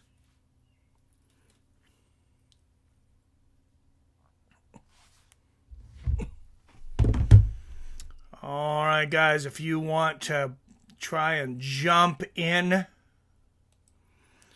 and snipe bets like that when I told you to take that minus 190, I'm telling you, Gastelum's going to get this decision. I'm pretty damn confident in this one. And I don't like being confident on these judges, but I think he's got it. And like I said, he had it when I said jump on that minus 190. Ladies and gentlemen, after 3 rounds, I think it's going to be unanimous, too. go to the judges' scorecards for decision. The judges score the contest 29-28. 30-27 and 30-27. That's Gastelum. By unanimous decision, Kelvin. Yep, there you go. And you would have taken that money if you want to be able to jump in and snipe things like that, guys. $100 free bet. Get $100 free on. You should be able to use this, Wyatt. Can you use DraftKings in Canada, Wyatt? Try and use that. See if you can get $100 free. Because if you get $100 free for a bet, so do I. His torso is enormous for 170. Yeah, lower his body fat and 170 isn't that bad. Dude has tiny legs. DC slapping gas hand. Ah.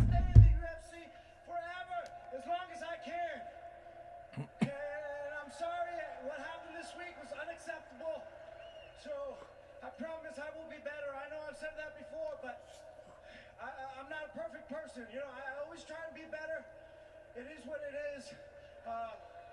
Thank you guys for the opportunity. As always, I am living my dream. Thank you guys. Thank you, Saudi Arabia. Kelvin, your pace and pressure is Can't be easy keeping that weight when you're going to Saudi Arabia either, though. Yeah, you know, I've been there with the best. And I know how to win fights. And this was a very important fight for me. Probably one of the most important in my life. I know he's 5'9", but Kelvin really doesn't look like he needs to lose 15 pounds. A 175 pound, I think Kelvin would maybe be one of the very best candidates for a 175 pound division. Him and of course Khamzat Chimaev. All right, Phil. Alexander Pantoja in the crowd. Magomed Ankalaev making the trip here to Riyadh, Saudi Arabia. PBR, how bad was Kelvin's weight miss? Kelvin needs to keep his ass at 185. I'm going to agree with James on this one. I think 185 is the spot for him. Oh, DraftKings isn't available in BC? That sucks, man. I'm sorry.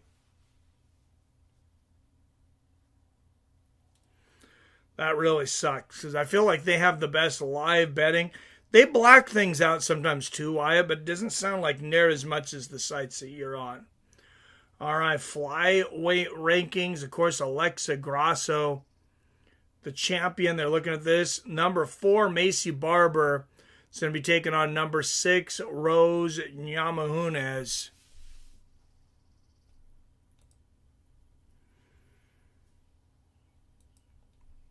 Oh, and you guys got that last one right again.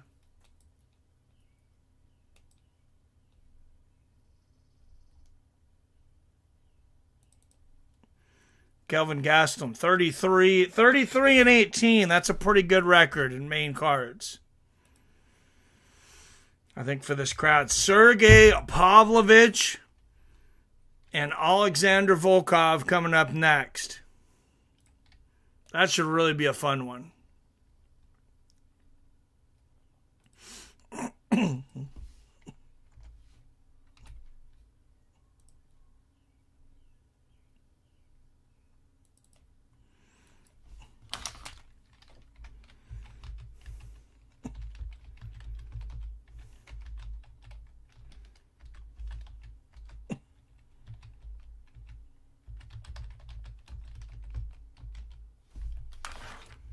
Second shortest average fight time in UFC history for Pavlich.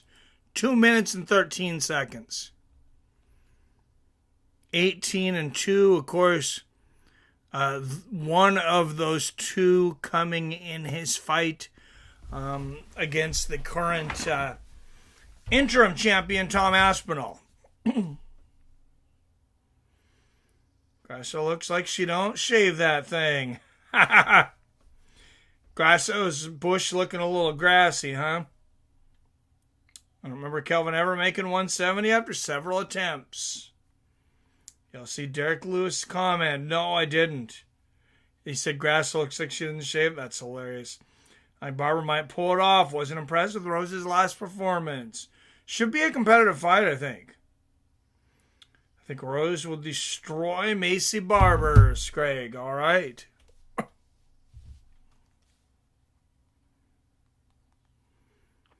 Drastically different opinions. That's what makes this community great.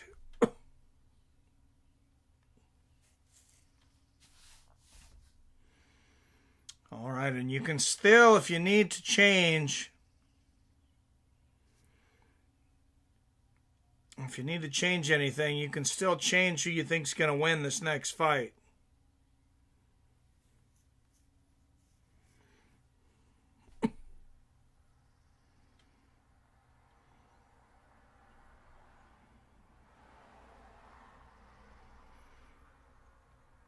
So I'm going to look and see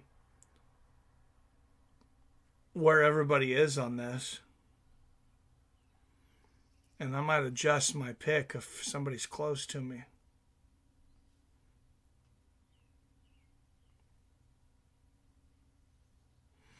Oh yeah, J Dig right on my tail. 2016.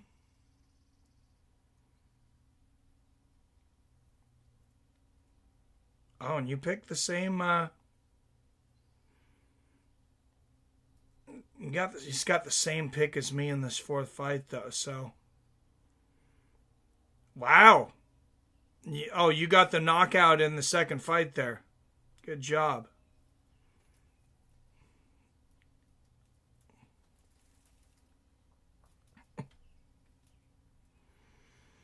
Billy Hughes, our experiencer, in third with 1,318 points. The time bender, Billy Hughes, in fourth. 1173. Ziggy in fifth with 973. Jim in sixth with 556. And Hurricane Jace 342, rounding out the top 7.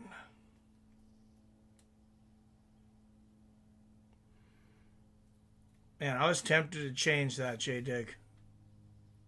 If J-Dig's in here, I was tempted to change that bet. Or that pick.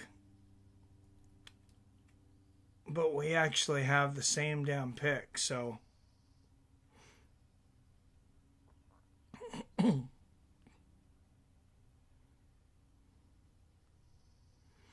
going to keep it the same.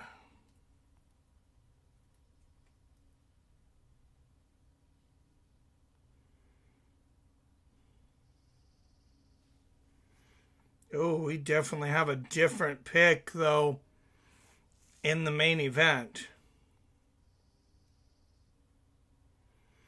I gotta look. How much am I ahead? I'm ahead 417 points.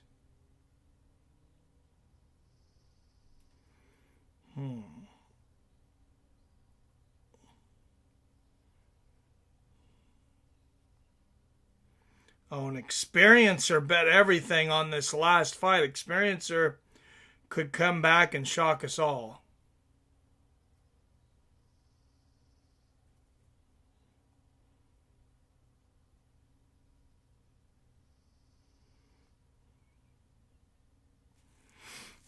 You know what? I am going to change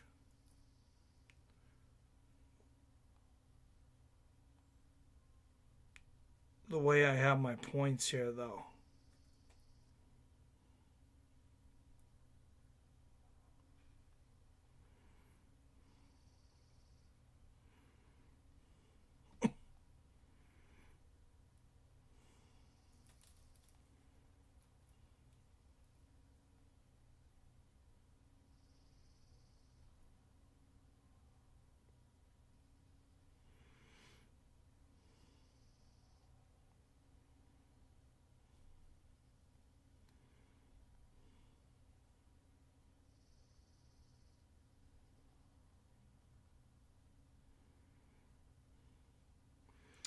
Mike, you jinxed me. Now my ESPN feed is looking old and grainy. Ha! Now mine's fine. Maybe it was a weather system going through. I like Macy, but damn, Rose head kick Wiley Zhang. Hard to bet against her. Right? On the other hand, she did have the worst fight in MMA against Esparza. Maybe the worst fight in MMA history. Like, it's definitely the worst in championship fights. It was worse than Derek Lewis, Francis Ngannou.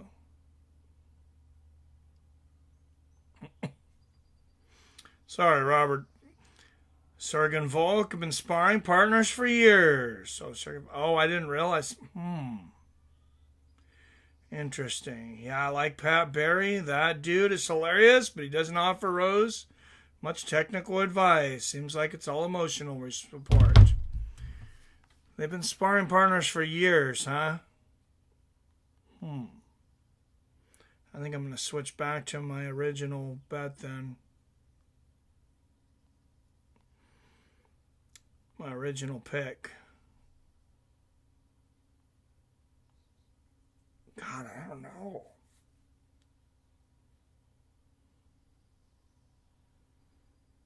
All right, I'm switching back.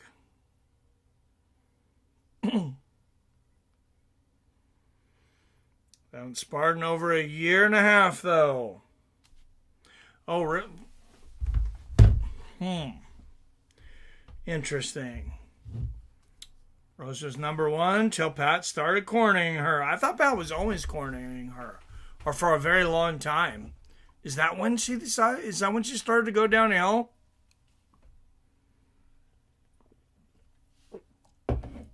Because, yeah, she has been a much different fighter in the last fights. Both fighters have improved since then.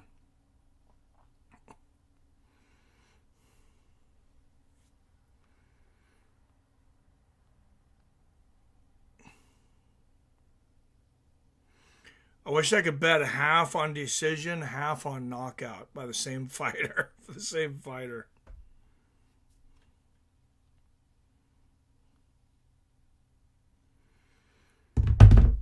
You know what we need to do one of these times? If I go to the casino with somebody, so this is what you need to do is you each have a certain amount of money. Like each start with like $200 or whatever. And then whoever does the best gets all the other person's money too. I got Sergey by knockout. That's the way I'm leaning, man. But I don't know. You don't get a lot of points for it.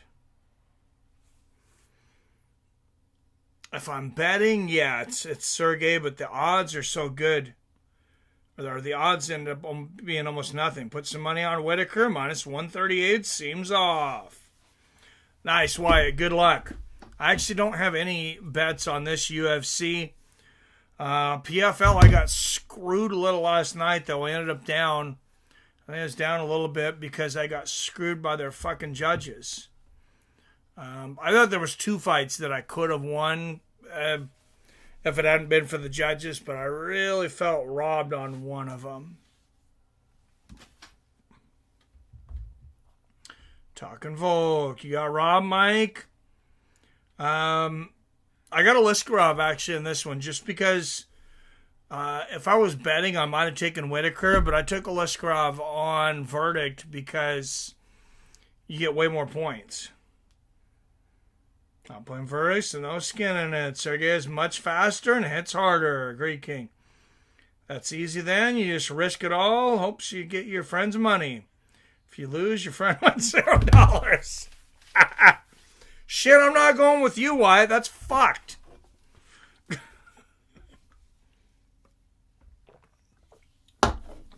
that's fucked. That is such a troll thing to do. And if my friend's not getting my money, I'll just give it to the fucking casino. All right, Alexander Volkov, 3 years older at 35, 4 inches taller at 6'7". Pavlovich, 2 pounds heavier at 260. He'll have a 4-inch reach advantage at 84 inches. That is so fucked. All right, I am switching mine. I hope I don't regret it for this fight, but I'm switching it. I switched to Sergey by knockout. Now, fair play and gambling, huh, Wyatt? Troll or smart? Yeah, dude, but then you lose your $200. How is that smart?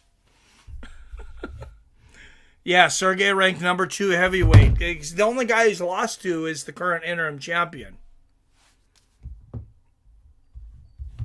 Out of the blue corner, a plus 180 underdog out of Moscow, Russia.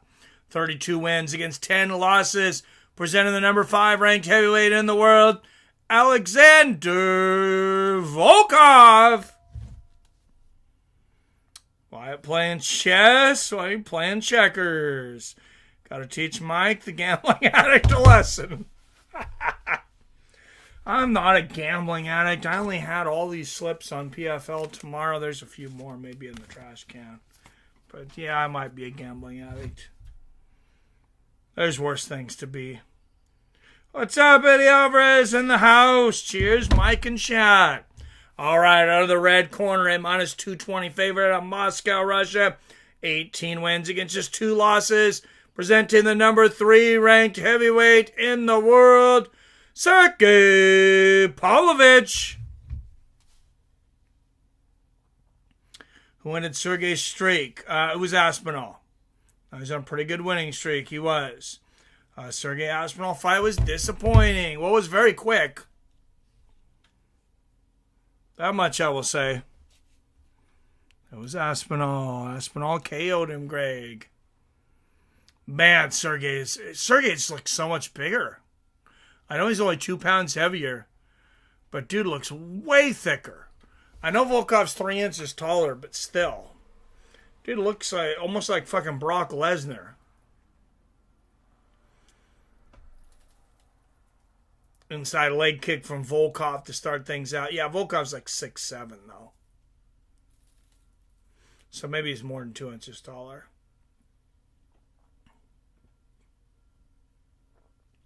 This would be interesting if they were former sparring partners. I wonder if Sergey's not going to want to knock him out. I assumed that wasn't going to be the case, so I went ahead and picked him by knockout on verdict. Good jab there from Pavlovich.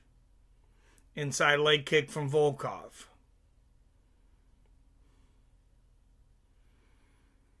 And I like that Pavlovich, he's going to be throwing up with like those overhand rights, which can create a lot of arcing power on these taller fighters. He's not 5'11" like Mike Tyson, but you know, he's a little lower to the ground than Volkov. God, maybe I should have stuck with the decision though. Sergey has yet to pull the trigger. Good body kick there from Volkov.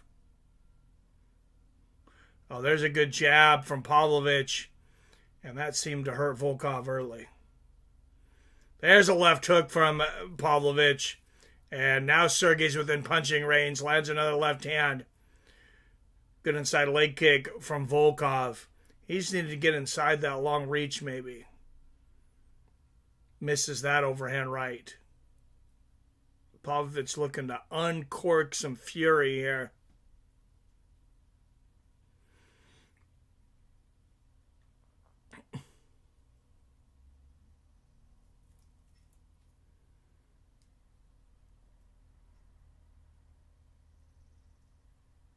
Oh, nice leg kick there from Volkov.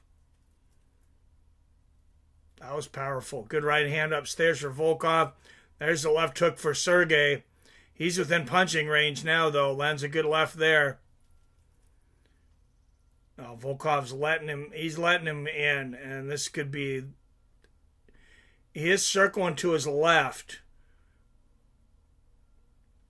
away from the power hand, but this could still be bad news here. There's a good right hook from Volkov. Push kick to the body from Volkov, right hook from Pavlovich. Adam from Allen. What's up, Adam? See, unusual suspects are in here. Good to see you, Adam. Good left hand there for Volkov. For those that didn't know, the intro with the timer, that was Adam wearing the Let's Fucking Go hat. At the beginning of the stream.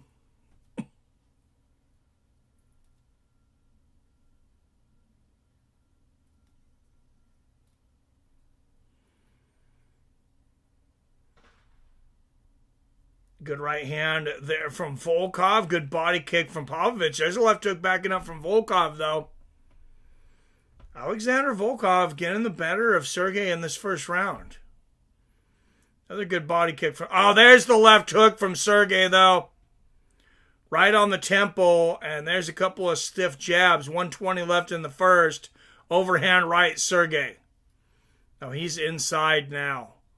Volkov needs to clinch. When he gets to there, I think Volkov needs to clinch. But he just keeps circling to his left. Which, yes, is circling away from the power hand, but he's within range. Oh, there's a right hook right on the chin from Sergey. Good body kick for Volkov, but Pavlovich has got that touch of death if he lands in the right spot. There's a good one, too, from Alexander.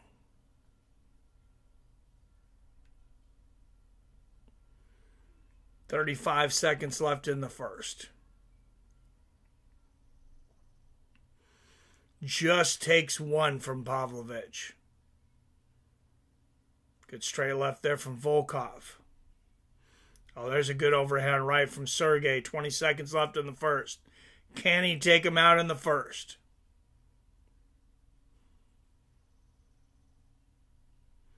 "10 seconds. There's a good left hand from Pavlovich. They both landed lefts. Good inside leg kick from Volkov. And that will be the end of the first. I got to score that 10-9, Alexander Volkov.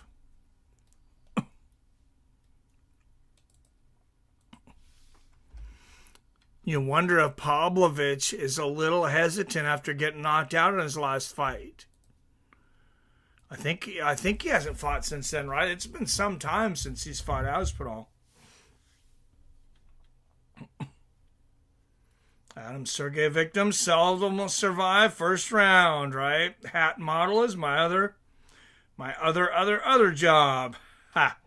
Volk looking good. 10-9 Volk. And might have done a number. Sergey's nose. Oh yeah, Sergey's nose doesn't look great. You're right. Not good at all.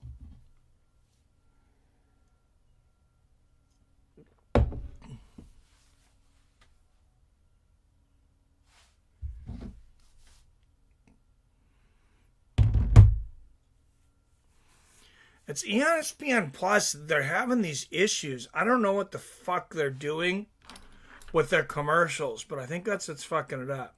So it's got this message: frequent buffering. You're experiencing streaming interruptions. To help improve streaming quality, check your network connection. It's not my damn network connection. All right, here we go. Good inside leg kick there from Volkov. Good left hand there from Pavlovich.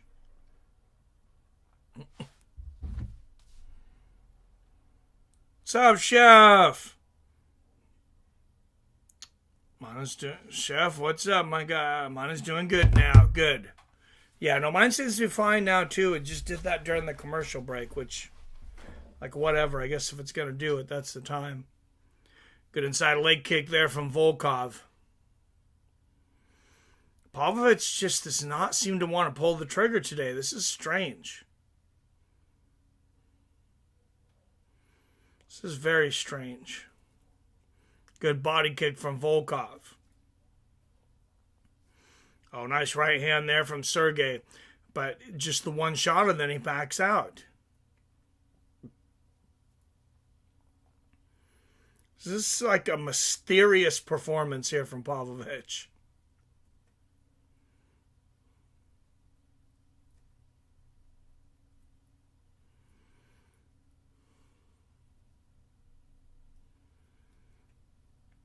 Good straight right there from Volkov and a nasty inside leg kick. Head kick lands for Pavlovich.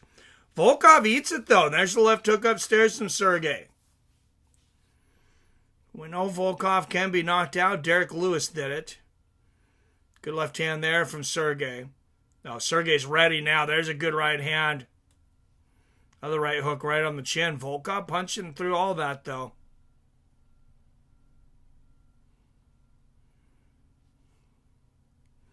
He seems to want to engage with Sergey. To a point.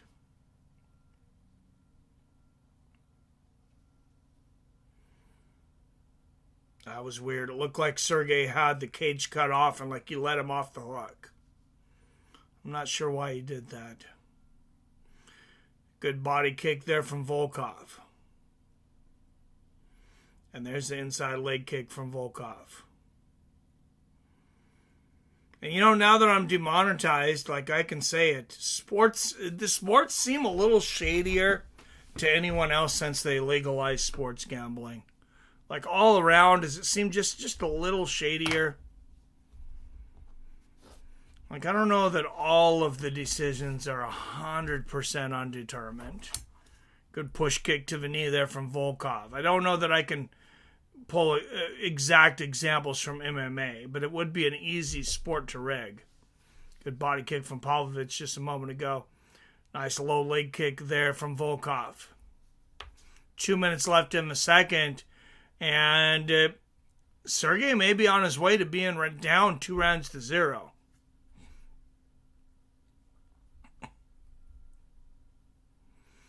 Good left hook there from Sergey. Outside leg kick from Volkov.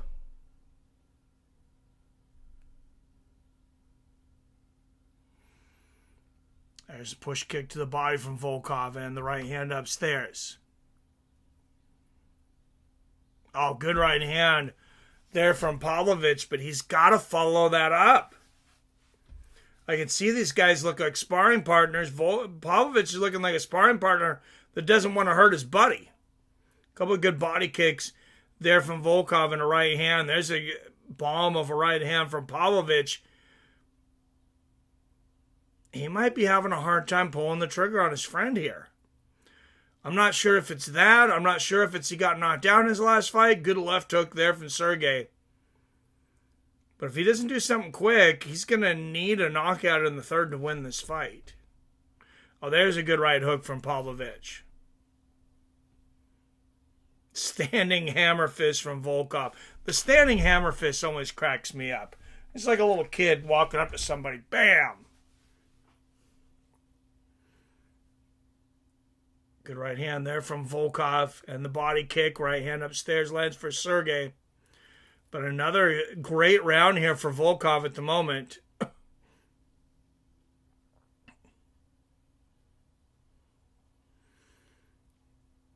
Sergey just seems like he can't figure out the puzzle of Volkov today.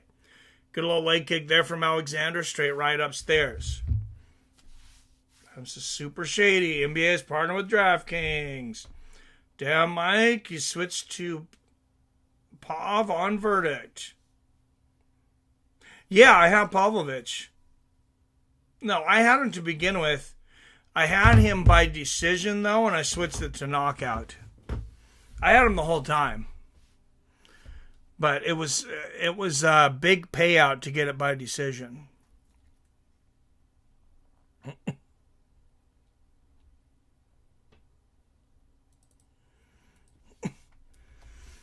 But at this point, it doesn't look like he's going to win a decision either.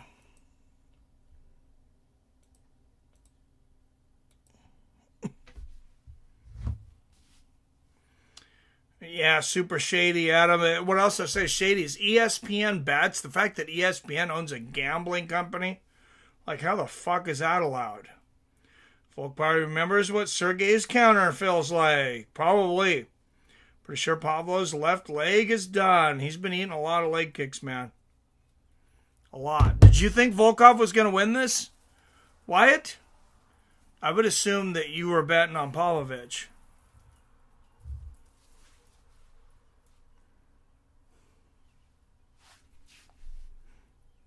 All right, here we go. Round 3.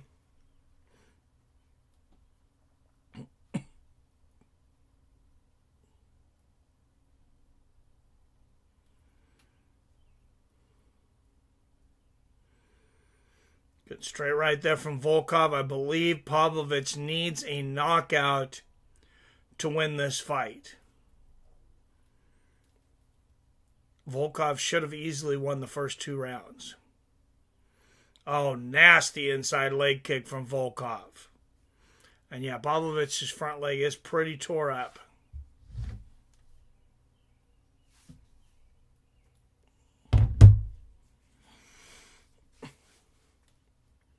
Still looking to land that big bomb. He's got to put some shots together. If you're Pavlovich, he's got to start putting some shots together. Volkov obviously, had a fairly complicated game plan, and he stuck to it. No, Sergey's not aggressive at all. Like this is not the Sergey that we seen pre-Aspinall. Seeing just that jab, that backed Volkov up all the way into the fence. Like he's got ridiculous power. He's just not throwing. Good straight right there from Volkov, and there he throws, but he can't land the right hook. Oh, good left hand there from Volkov. Here comes Pav. He's within punching range now.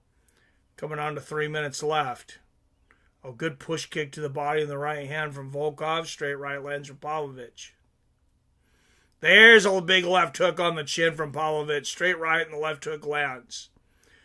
Oh, Pavlovich faces a bloody mess right now. Oh, there's a double right hook in the left hand from Pav. And there's another good left. Pavlovich maybe making his move here. And Volkov standing in there and striking with him.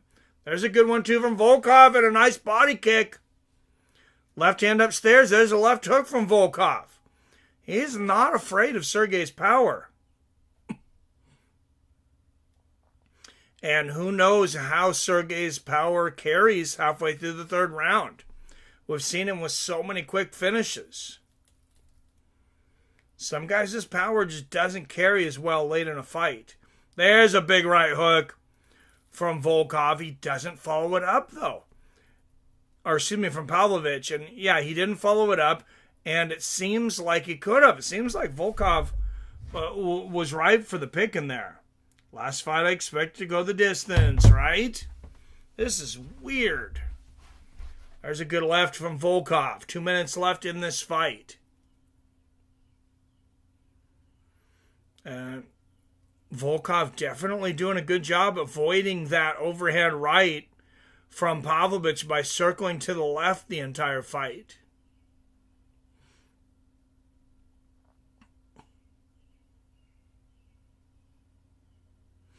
There he lands it. Right hook on the chin. Wasn't with full force, though. Minute and a half left in the fight. Sergey needs a finish. There's a good jab from Volkov. Snaps Sergey's head back. I don't know where the urgency is for Sergey, but his corner should be screaming at him right now. Good straight right for Volkov. God, I'm glad I didn't bet on this fight. Jesus. Side kick to the body from Volkov.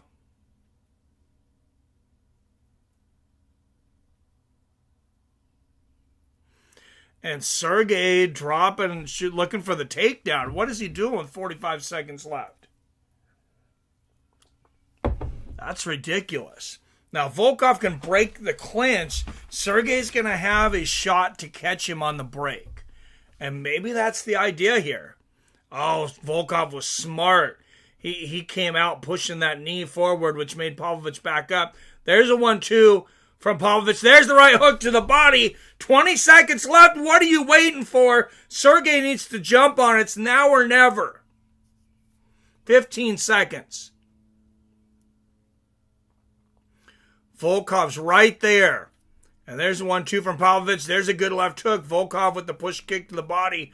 Overhand right lands for Sergey. Body kick for Volkov and a left hand at the bell. 30-27 Alexander Volkov in an absolutely dominant performance that no one expected. Can't be aggressive with that length. Aspinall's KO could have affected Sergey mentally. Yeah, that thought had definitely crossed my mind. He has more talent than Struve did and power. He just doesn't use it. Greg agrees. 30-27 Volkov.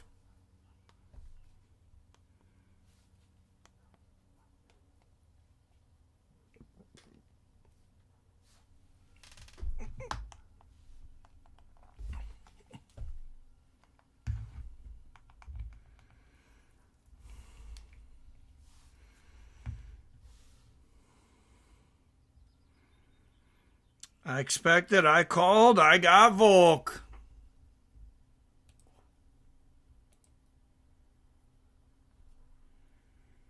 Oh, did I forget to put a poll up for this one? Or did I end it? I don't even fucking remember. I think I forgot to put a poll up for that one, guys. Sorry about that.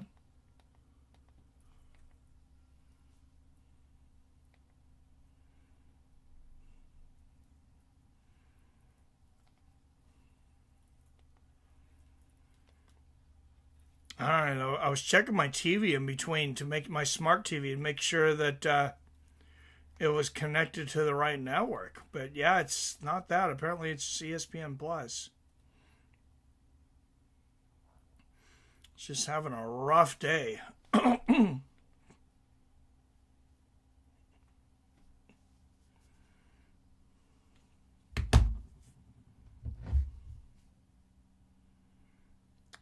You didn't put it up. Thank you, Rob. I don't know how I forgot that, man.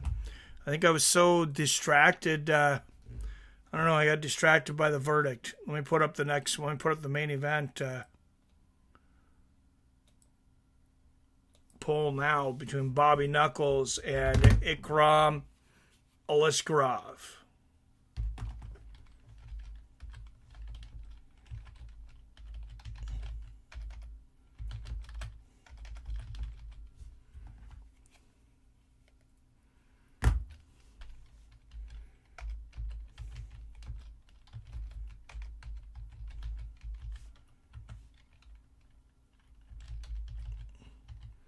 And Volkov with it.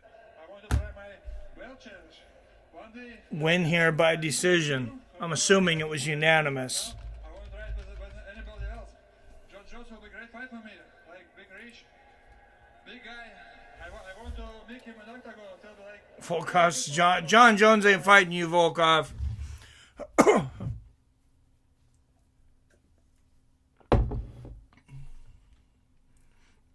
Can't believe Sergey went 15 minutes without sleeping opponent. He didn't even hurt him. Didn't even knock him down or nothing. Late shove from Sergey after the fight was over. It must have been a frustrating fight for him. Just couldn't get inside. Volkov kept him at range. Yep, Volkov is really good. Decides to get into brawls when he doesn't have the chin for it. That's why his corner screamed at him not to brawl at the end. And there is the former middleweight champion Robert Whittaker in the back. Tied for second most performance awards in middleweight history with 8. Quick trivia question, who's first? What middleweight had the most performance awards in middleweight history? And I'm pretty sure I know the answer to this without looking it up. That's a winnable fight for John Jones, though. It's a winnable fight for Alexander Volkov, I believe, too, though. I'm afraid to pick Whittaker after what just happened, right? His reach isn't that much compared to JJ. What happened with D-Rod? He got schooled. Yeah, Galvin beat him up pretty bad. Chef Johnson. GSP was never at welterweight. So it's middleweight.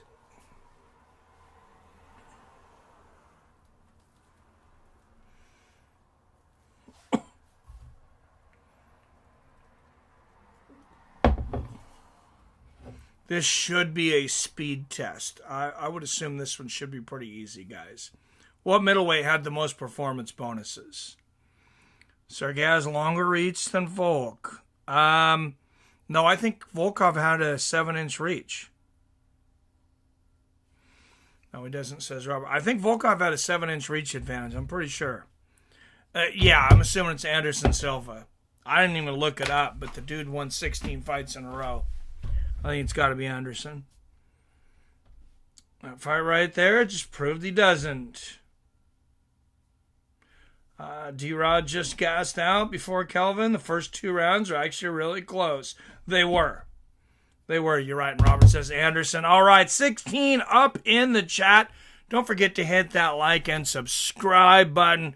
And no donations so far today, guys. I know we don't have our super chat, but we got Cash App. Seattle Mike, we got PayPal. We got the Patreon. You can join there at the top. And if you don't have Cash App, at least get me $10. by signing up for Cash App from my link.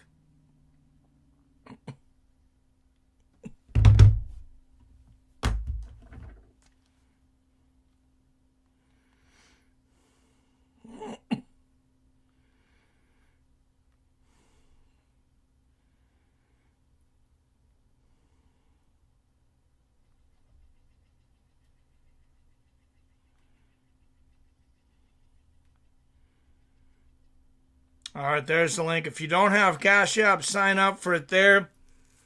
You're going to get $5 just for signing up. I'm going to get $10.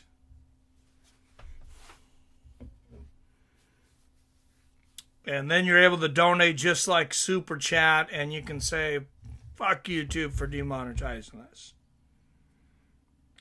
Pav has a 3-inch reach advantage over... Seriously, he did? Oh, shit. Sorry, James. Wow. Both look like he had way more reach. At least he's better at using it. Sorry about that. Good call, James.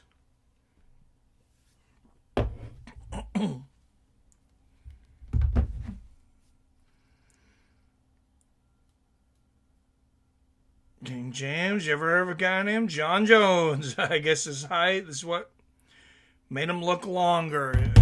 Yeah, I guess so. I mean, I know he's 6'7", but yeah, I knew Pavlovich had a long reach too. I just didn't think about it. Pav does have the second longest reach at heavyweight, though. So, second to John Jones, of course, right? Height doesn't equal reach. Yep, I got Whitaker. I really hope I'm not wrong on this one, Phil.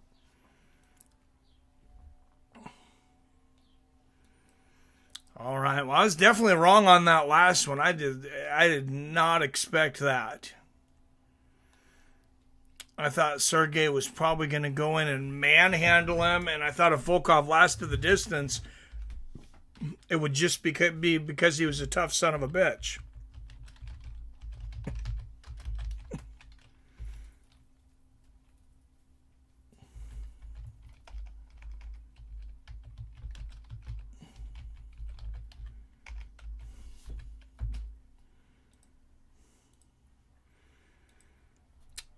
All right, poll is 80% for Whitaker at the moment.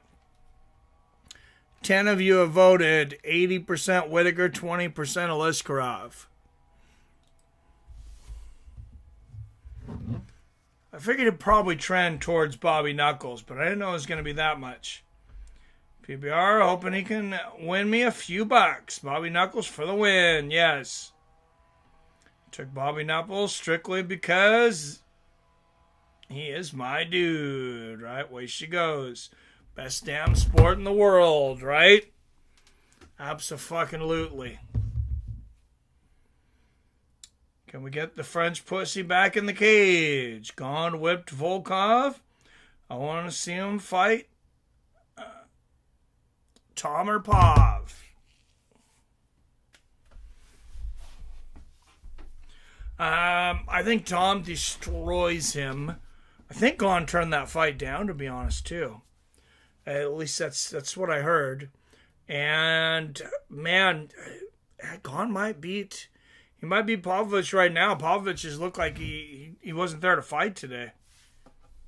Robert got to support the Robert. My mind is going with Ikram. My heart with Bobby.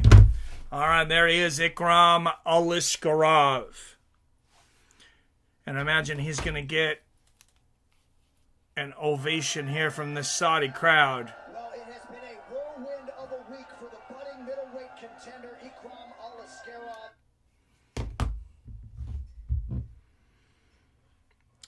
Aliskerov. Like Aliskerov, this will be his toughest test for sure, right?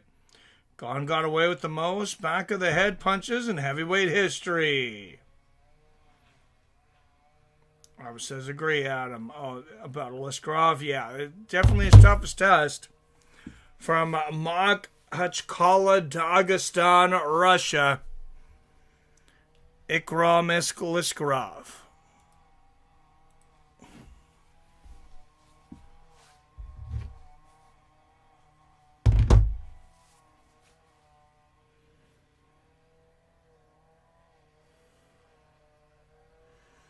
Definitely the biggest moment of his career if you're Ikram.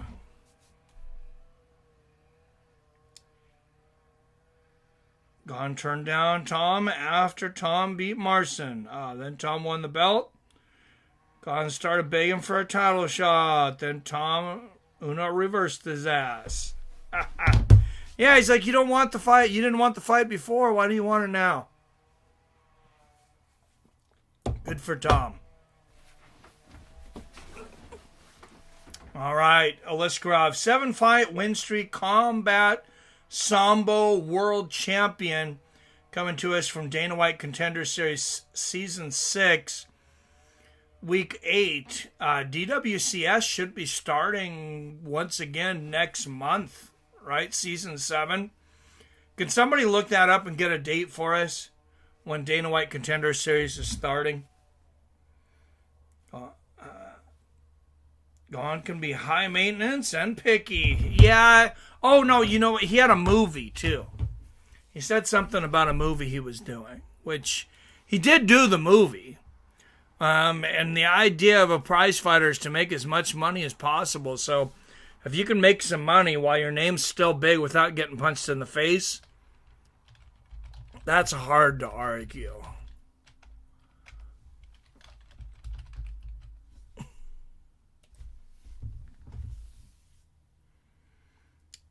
Whoa, whoa, whoa. Why this boy's shoulder popping like a juice head? Didn't look like that versus Wardley or Hawes. Is this some Saudi Muslim cheating? Fuck off. I would not doubt it. Oh, wow. Contender Series doesn't start until August 13th this year? There's already 2 bouts on there. Bruno Lopez, Mikel Sanhiani, and Antoine Hall versus Lonier Kavanagh. Got some Ireland versus China, and Brazil versus, I believe it's UK. It's hard to see the flag because they're really small. Gone lost favor with Dana for turn down fights. Thank you, Robert. Yes, August 13th. And there is Bobby Knuckles, and he looks focused. That's a mean-looking Bobby Knuckles right now.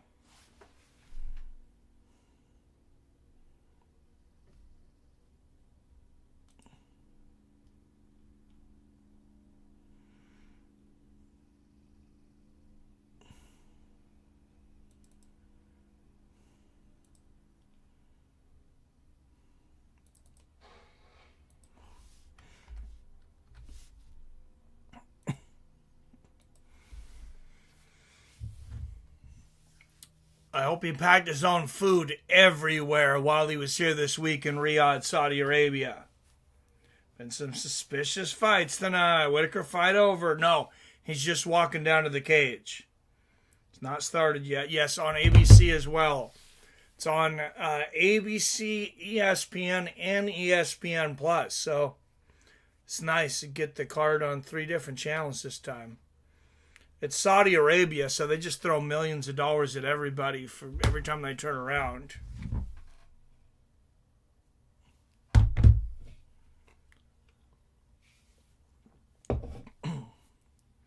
Shit, so I have a friend that apparently he's going to be doing some big deal with one of these princes, like Saudi princes that is big over in Abu Dhabi. And he's big into MMA. So I told him, I'm like, hey, I just got demonetized. Tell him I'm for sale. I'll fucking fly to Abu Dhabi. Maybe on the prelims, Eddie, but there was no knockouts on the main card, was there? Is it all decisions? No, there was a knockout. There was a knockout in what was the fight before Gastelum? Sharamagomedov knocked out Antonio Tricoli in the second fight of the night. And then Volkan Ozdemir knocked out Johnny Walker in the first round. So 2 knockouts, actually. Can't believe a wrecking ball like Sergey spent 15 minutes sparring. Yeah, that was weird. That was really, really weird. I'm glad I didn't put money on that fight, I'll tell you that. All right, Bobby Knuckles, 2 years older at 33. Both men 6 feet tall. Liskarov, I have a 2.5-inch reach advantage at 76 inches. Final gambling numbers end. Robert Whittaker, minus 150 favorite. Ikram Aliskarov, plus 125 dog. Yeah, Walker got knocked out bad. Why this dumbass won't go up to heavyweight is beyond me. Well, now his chin's fucked. Whittaker beat Izzy last time. Says it was a close fight. It was definitely close. I wouldn't consider it a robbery. Ben Kadlec, Saul D'Amato, David Lethaby will be the judges tonight. Mark Goddard is the referee. For those that weren't watching PFL with us yesterday, Chris Lieben was one of the judges for that card. So that was nice to see somebody who knows something about fighting judging a card. Remember, he's been refereeing the UFC now, too.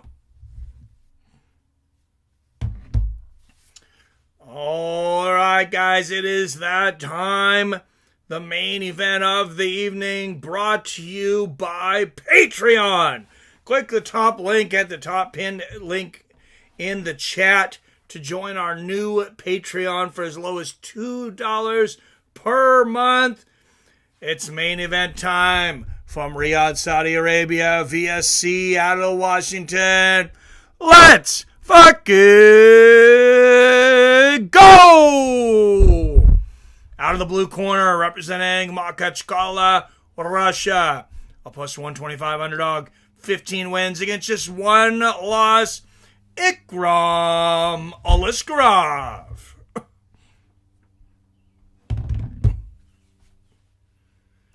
Oh, this is a solid crowd. All these guys face forward, paying attention too. And out of the red corner, a minus 150 favorite out of Sydney, Australia. 26-7 overall, 9-2 is a UFC favorite. Presenting the number 3 ranked middleweight in the world and the former UFC middleweight champion of the world, Robert Bobby Knuckles Whittaker. Wow, he is pumped. Another bear wrestler from Dagestan. Bet the underdog. Oh, that is a stone cold killer's face too, both of these guys. And they do touch gloves.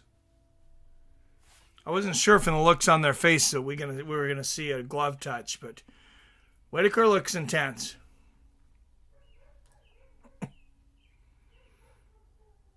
Aliskarov's got that stoic Dagestan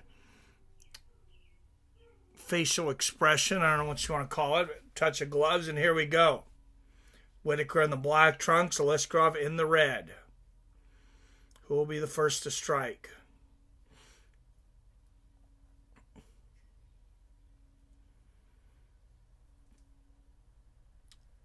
A lot of feinting so far by Robert, not a lot of action. There's a good jab from Whittaker. Backs Aliskarov up into the corner. Body kick from Aliskarov. Oh, good low leg kick there from Whittaker. And Whittaker wants to keep Aliskarov on that back leg to keep him from going from those takedowns. So far, I think this is a great strategy. Good low leg kick there from Whittaker. Live odds minus 130. Whittaker plus 100. Aliskarov. And I will keep everybody updated with the live odds as we go through this.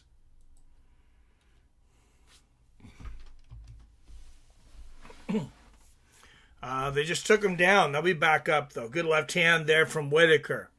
Sometimes they'll just take them all the way down on the live fights, I've noticed. Not blacked out, just like gone. And then they'll come back. Did you guys see that guy start swinging at the ref in BKFC last night? No, that's horrible. Kramer gonna... Oh, man, big shot from Whitaker. Oh, what a right uppercut! And left hooks, and it is all over! Bobby Knuckles with the first round knockout! That's what's up. And congratulations, Wyatt, on winning some cash. Wow. Streak is a thing of the past, and Whitaker is on the short list now at 85. Hey, John, we talked about it's 2 months to Perth. Robert Whitaker comes out of here pretty clean. Maybe that dude turns around as a backup. He said he'd be down. Whitaker could be the backup. He could end up fighting in Perth. Could end up fighting somebody else after that. He took 0 damage. And we're going to put that one up on the Twitter, guys. All right, let's see it here. Oops. Back it up just a second here. There we go.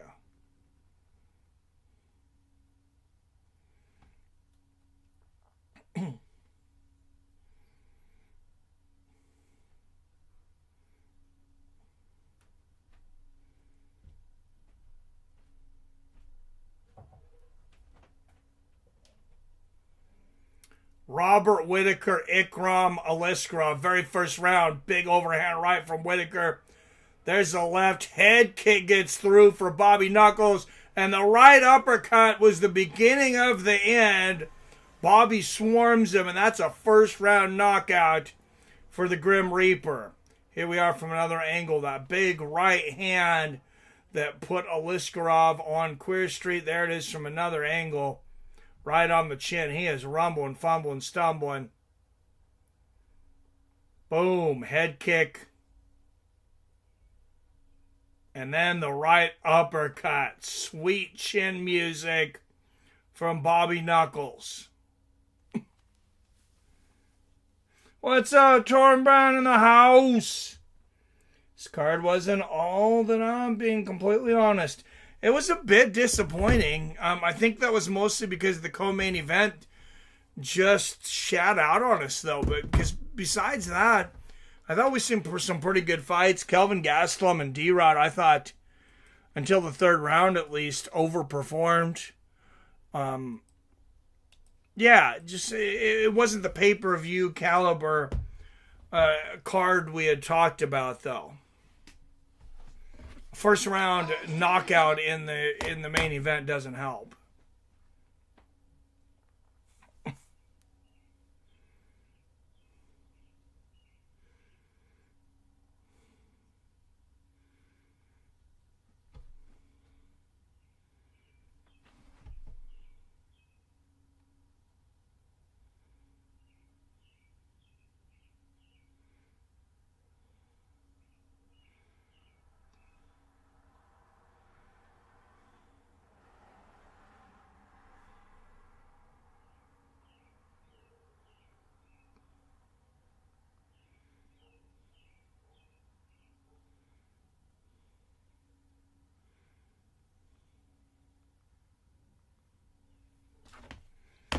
And we'll have an interview from Bobby Knuckles here in a moment. 20 up in the chat. Don't forget to hit a like, subscribe button if you're not subscribed. 0 donations today, though, guys. We got Cash App. We got PayPal. We got the Patreon. 0 donations and 0 people so far in the Patreon. So a little bit of help here would be appreciated. 1 minute, 49 seconds of the very first round. Declaring the winner by knockout, Robert the Reaper Whitaker. I'm here with Robert Whitaker. Rob, you continue to evolve and just have these fantastic performances. how good does it feel to not only win like this, but to really submit yourself as one of the best middleweights, not only in the world, but of all time? I told everybody, I'm the boogeyman. I'm the best in the world, and I'm the most dangerous matchup for 7 first-round finishes now for Bobby Knuckles. Most would not have even taken this fight. You raise your hand right away and say, give him to me. What allows you to do that and come out and do this in this fashion? Because I'm the best in the world, mate. I'm the most dangerous middleweight in the world. I'll take a fight anywhere, anytime, and I'll prove it tonight, I'll prove it again, and I'll fight anyone. Rob, let's take a look at your work. When you got him hurt, the difference in most guys, they just blitz with the hands. You throw the head kick, miss, but then you watch him with your eyes and you go find that perfect uppercut. What are you thinking in that moment when you can get this dangerous young guy out of there right away to land such a shot? Yeah, you know, I told everybody in the lead up to this fight, I'm going to lean on my experience, and that's exactly what it was. It was experience. All right, there is I understand what I'm doing. the fight on Twitter. Torney also has no ground game. But heavyweight sucks, and Volkov was a bad matchup, so who knows? Well, 303 has only gotten better over time. I agree. And go as a backup fighter. Does that interest you? I'm healthy, I'm hardy, let's go. Hopefully next week card delivers. I think so. Robert Whitaker. Well, Robert Whitaker has said he owes Perth a fight, and maybe the Sergey has to be done with Aspinall lost to fight so timidly. We've seen that from a lot of guys. We've seen it from Francis Ngannou. Of course, in the Derek Lewis fight, most famously after getting knocked out by Stipe. We've seen it from other guys.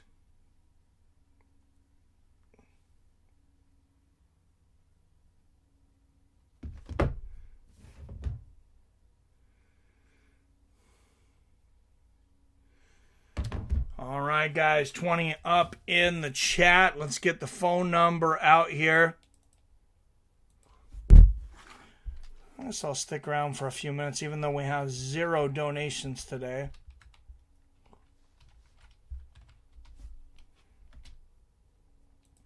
All right, 425-791-8730.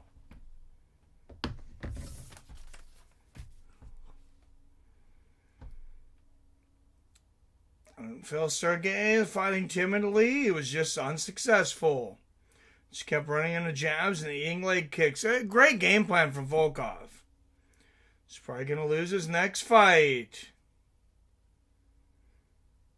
Oh, was eating leg kicks. Yeah, I hear you, man. All right, 425-791-8730. We'll keep that up here for a moment on the newly demonetized Fights with Friends. Oops. Oh, sorry, Torn. I'll call you back. I didn't mean to hang up on you. Wrong button. Hey, what's up, Torn? Yeah, what's going on, man? Not much, man. How are you? I'm fine, man. Just like I said in the comments, man, this card wasn't really all that good, to be honest. No, I mean, it was mediocre, but it had a lot of hype behind it and just didn't live up to expectations. And I mean, who was the two guys, Kevin Gastelum and the other guy, what his name was? Daniel Rodriguez. Yeah, Daniel Rodriguez. That fight was pretty good. It was okay. Yeah, that was a pretty good fight. I don't know if you watched any of the prelims. I watched just the last fight on the prelims. Prelims was horrible. I guess I'm glad I didn't watch the rest of it. Haqparast and Jared Gordon, that looked like a good fight. It was all right. Yeah. But like I was saying about Sergey Pop, what the thing? I can't say his last name. Pavlovich or something. Pavlovich, yep, you got it. He's I can smell an early decline for him. It's like he ain't been the same since that Tom Aspinall fight. Yeah. Oh, Billy says who won? Oh, thank you, Wyatt. Sorry, go ahead. There was a lot of hype going in, with that Sergey guy. Yeah. The hype is gone now. I don't think he was really ever that good. Really, like, all he had was just one punch knockout power. Yeah. That's all he really had. He was finishing a lot of guys. His fights were so quick. Yeah, it was really hard to tell how good he was. And that's the problem. Like people always say how good somebody is, but if they getting fast knockouts and quick submissions, how do we know how good they really are? Just by seeing like 5 or 6 seconds of a fight from now. You never see how good somebody is like that. And Aspinall took him out quickly in their fight. Mm-hmm. That was back in November of 2023 right there. Yep. Now, hopefully, 300. Not 300. 303. I mean, I'm getting it all. Is it 303? It's 303. Yeah. Yeah. Hopefully, 303 deliver next week. I think that's gonna be a good fight. Because they lost. They lost the fight. Anthony Smith was gonna fight Carlos Oberg, but a whole different opponent now. You think that fight gonna be good between Anthony Smith and the other dude? Roman Dolidze. I think it should still be a good fight. It's probably a better matchup, in my opinion, for Anthony Smith because Dolidze is more wrestling focused, and Anthony's got great grappling and great takedown defense. Right. I watched the Brian Ortega interview yesterday. He said that he's thinking about moving to lightweight because he said he's nowhere near a title shot. He lost both of them. Like he lost both title shots. Yeah, I heard that. I just don't know that he's gonna match up well at lightweight, but he's not gonna beat Islam Makhachev. I don't see that going well for him. Yeah, it's like a hard road for that dude now. It's like I don't know what they're gonna do for Ortega. Like if Ortega beat Diego Lopez, does that really do anything for him for real? Well, I mean, here's the thing. I think it may because we got a different champion now, and he has not fought. I don't think he's fought the new champion now. Now that what's his name? Max isn't the champion anymore. Volk's out of there. Mm-hmm. They got Ilya Zaporia. That's his name. Yeah. And the fight that I think they should have really made, I think it should have been Aljamain Sterling against Brian Ortega. And I think it should have been Yair Rodriguez against Lopez, Diego Lopez. Yeah, that'd be a great card. That's a fight that's a fight they should have made. Like it shouldn't have been Ortega against Lopez. But I'm gonna let somebody else get on. Talk to y'all a little later. All right, thanks, Torrin Brown, everybody. Okay.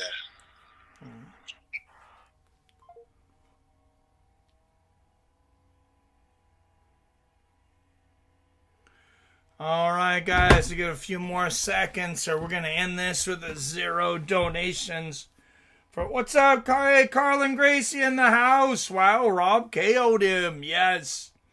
Carlin. Hello, my friend. Brian Ortega has a better shot versus Topuria than Islam, but he would lose to both. Possibly. Collins just came in late. Yeah. Hey, better late than never. Yeah, we were just wrapping up, but we're going to have to talk about the dojo thing you were sending me.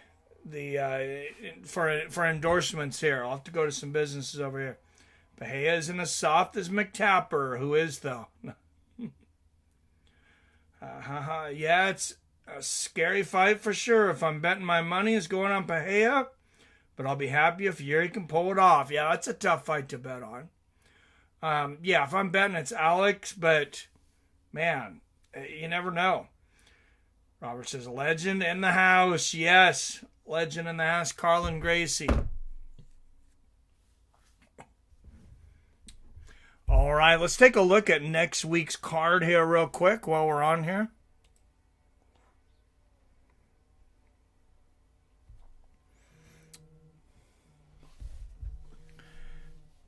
And Wyatt Matheson calling in on Messenger. Just 1 second here. There we go. Hey, what's up, Wyatt? Yo. So you weren't impressed with that card, huh? I mean, it was okay. I was more impressed, that sounds like, than Torrin was. But True. yeah, it Yeah. was. It could have been better. Mostly, it was just the Pavlovich Volkov fight, though. I think that just didn't live up to expectations. Do you think it was that bad? I mean, people are acting like it was a sparring session, but I feel like Volkov just kind of shut Pavlovich down. He was still being aggressive. It just he couldn't get to him. And Yeah, was he pretty did. beat It up took by one him. to the left, and that really helped him. Yeah, I don't know. I just feel like people are kind of overstating it being boring. That was my take. Because I think Volkov just did a really good job, personally. Oh yeah, he had a great game plan for sure. Did you thought Sergey was going to win? Did you think there was a chance that Volkov could win, or what were your thoughts going Well, I into mean, it? there was a chance, but I certainly wouldn't have bet him. So I just felt like he could have pulled the trigger more often than he did. I thought when there was shots that he could have thrown combinations, he threw single shots. He just didn't have the energy, and I wonder. I know you didn't think it's that bad a performance, but I wonder if he would have had a better performance if they weren't fighting in Saudi Arabia, where I know they're fighting inside, but I mean, when you're somewhere where it's 140 freaking degrees, I think that does affect some of these guys. Yeah. I mean, I'm agreeing with Torin here for the most part, because what have we really seen Pavlovich do that was so impressive outside of just the power game? Because who's he beat? He's knocked out, Derek Lewis. He knocked out Tai Tuivasa. He didn't knock either of them out cold. Both of them were incredibly fast fights. I feel like the guy's incredibly overhyped, and his biggest vulnerability, which Overeem exposed, being the ground game, hasn't been exposed since. So he still has this massive weakness that nobody's showing. So, but it's heavyweight, and everybody sucks at heavyweight, so they'll probably be okay. Yeah, well, he's not going to be doing well against John Jones anytime soon, but if John even fights. Yeah, if John even fights. I mean, there's no way Jones is going to be around long enough for that fight to even happen. So. Yeah, I don't know if John's even fight one more time. I imagine he'll probably fight Stipe, but I don't think they still have a date for that. Well, and they're older, man. So, I mean, what are the chances that we get close to the fight and then one of them has to pull out from injury? Dude, Stipe is going to be 50 years old by the time they get in there. And he's going to be walking like he's 75. He's going to come in with a walker. Right? Yeah, it's going to be brutal. Maybe Tuivasa can lend him his crutches or something. His wheelchair. What did you think of the Johnny Walker fight? I mean, I knew that could happen. Yeah. I would never bet on Johnny Walker at this point. It was just kind of, I wasn't real. The only thing I was surprised at, I guess, is that Walker wasn't more aggressive. And I know people say that that's reckless, but not only does the guy not have a good chin, his defense sucks. He didn't dodge anything. He didn't block anything. I mean, he was just a human punching bag. Yeah. So, I don't get it. He's usually pretty reliant on framing and his footwork, but I don't know what the hell happened tonight. Yeah. So. Yeah. I don't know. And like I said, I do think you get some guys that just don't come out with the same energy when they're in these places, that it's just ungodly hot, no matter what temperature it is inside. Mm-hmm. Yeah, I mean, maybe. But, Johnny Walker's from Brazil. He should be fairly used to the heat. That's true. Anyway, I feel like that guy should have moved up to heavyweight a long, long, long time ago. He's always been too big for 205. He kills himself on this weight cut, and then he has no chin. And we see other fighters go up in a weight class, and then they have, a huge resurgence, a huge, regeneration of their chin. Yeah. And, I mean, as you said, it might even be too late for that. The guy's been knocked out so many times at this point. Yeah, and I think so, but like I said, I mean, besides the combination of having a bad chin and poor defense is just going to be really hard to overcome. Maybe he has a better chin at heavyweight. It's not going to help him dodge and block shots, though. His defense is just It's porous. It's horrible. Yeah. It's pretty sad. And his brother's even worse. Yeah. His brother was really bad. What does King James say here? Perplexed at how easily Volk beat Sergey. I mean, I think the other thing you got to keep in mind is Volkov is a extremely experienced striker and kickboxer, and these guys train together. So He's I been feel around like forever. Yeah, he has been around forever. He's been in Bellator for a long time as well. Yeah. It's probably nearing his last kind of run for the belt here. But he has all the skills and the intelligence to make it look easy. I still think, like, going into this fight, the whole thing was, is he going to get caught? And he got hit a few times, and props to him, he stayed up. So Yeah, and I think that's smart to just, basically call for the title shot. Some of these guys are at the end of their career. I think we're also at the end of the pay-per-view era. Mm-hmm. And I think a lot of these guys are going to get title shot, going to be more likely to get title shots after a few wins just because they have recognizable names. Like, nobody's selling pay-per-views.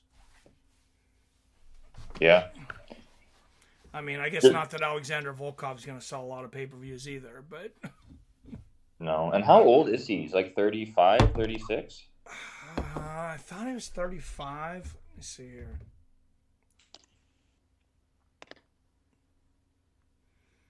Yeah, it's 35. 35. That's crazy, hey? 35 for being around for so long. Yeah, I mean, he must have started fighting when he was like 19. Well, he has pro fights here in 2009. Oh, wow. Jesus. Yeah, that's 15 years ago. So that would make him 20 years old. So yeah. He did start very young. What other fights do we have tonight? What was the co-main event? Okay, co-main event was that. What was the one before the co-main event? Gastelum and Daniel Rodriguez. Oh, that was a decent fight. I think D-Rod gassed out there in the third, but up until that, it was really competitive. I have such a problem with the whole weight cut thing. Like, dude, pick a weight class and make weight and be a professional like every single other person in the UFC. Yeah, for sure. And Gastelum, I think Gastelum should stay at 185. I understand the arguments to go to 170, but I don't understand why Dana's even letting him try anymore. Yeah, I don't know either. He's given some guys a lot of leeway on that. Probably nobody's gotten more leeway than the flyweight that came from Ryzen. God, Manel Kape. Yeah, Manel Kape. God, is that guy? What is that guy had like 5 fights canceled at this point? Well, I don't think he's missed weight as much as Kelvin has in the UFC. Well, that could be. He hasn't been in the UFC as long True. either, though. It's just weird because, like, Dana with everybody is so strict about this stuff. You miss weight once, and some guys never get to fight at that weight class ever again. Oh, yeah. Calvin was missing weight way before, like, the Reebok deal even happened. When he was fighting with, like, all the sponsors on his shorts and shit. Yeah. Like, it's been 10 years of just constantly missing weight every time he tries to make 170. Yeah, I just don't understand why it's he's a not. middleweight. He's a middleweight. He should just stay there. I mean, he's a fat middleweight. Like, being realistic, if he had lower body fat, it's not the worst weight cut there is. Because, again, and I know you read the comment I had on this, he has such tiny legs, especially when you see him at 85. Like, guys just dwarf him. Yeah, but, I mean, being that he has those tiny legs, I know it seems like he should make 170, but also that's one less place to cut that weight from. He's got that barrel chest.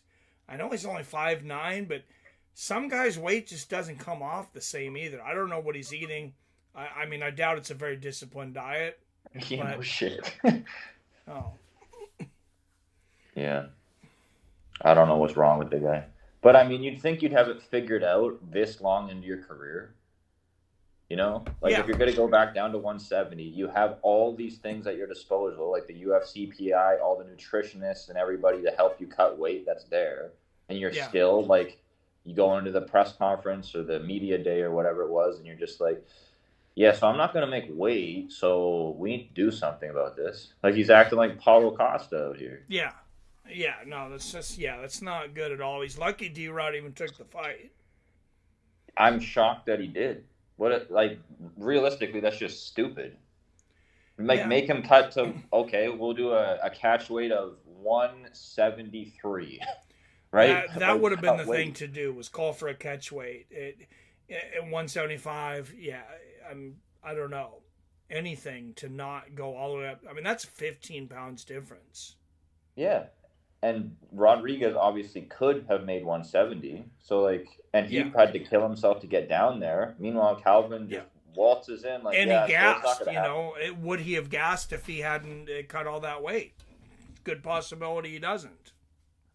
It's all just ridiculous to me. I just think it's so unfair to do things like that. There's already so many things that are unfair going on with judging, reffing, et cetera, that you don't need to. That's an easy thing to fix. Yeah. Well, and the biggest thing for me too is so D-Rod decided to fight at 185. I don't know. Maybe they gave him a little bit of extra money on the back end that we don't know about. But let him miss the weight so at least you get 30% of his purse. Exactly. Yeah, I mean, how stupid is that? You could have at least done that. Or it's we'll fight at 185, but I want 50% of your purse. Otherwise, you're going to have to try to make weight, and I'm probably just going to deny you. Yeah, it was just I think you should get 50% of the fighter's purse, and I also think that they should lose a point when they start the fight for missing. If you miss weight by more than 2 pounds, or you should have to fight with one arm tied behind your back. One of these days, I'm gonna have to watch that. I'm gonna have to watch that Fight Circus. They do. I don't even know what that is. Shit like that.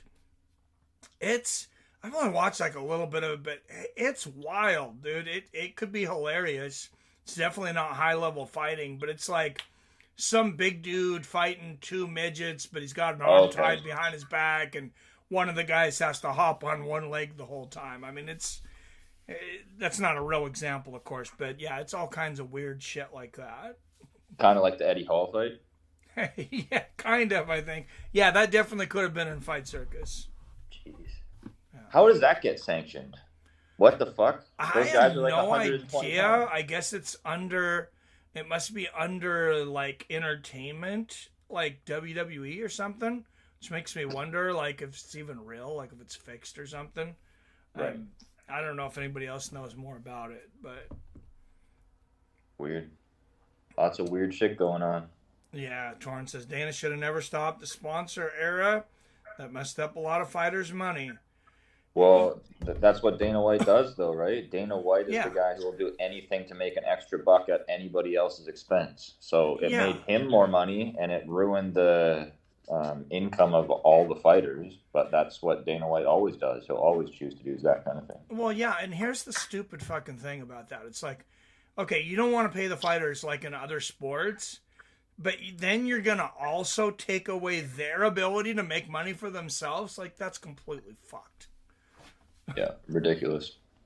And then they're stuck under contract and can't box or do anything else after they retire from the UFC. It's all just insane. Oh, yeah. And I don't know what the Crypto.com deal was exactly, but I remember hearing when it first came out, they were saying that they were going to have to wear Crypto.com on their clothing, and they were going to get zero from it, not a dime. Damn. So I know that got a lot of bad publicity, but I'm not sure that it changed anything. Yeah, I mean, I don't know. They need to have another organization actually be able to compete with them, so they are forced to change how they do things. Dude, maybe if they don't do idiotic fucking things, right now, do you realize that Bellator started a fucking card today at the exact same time as the UFC?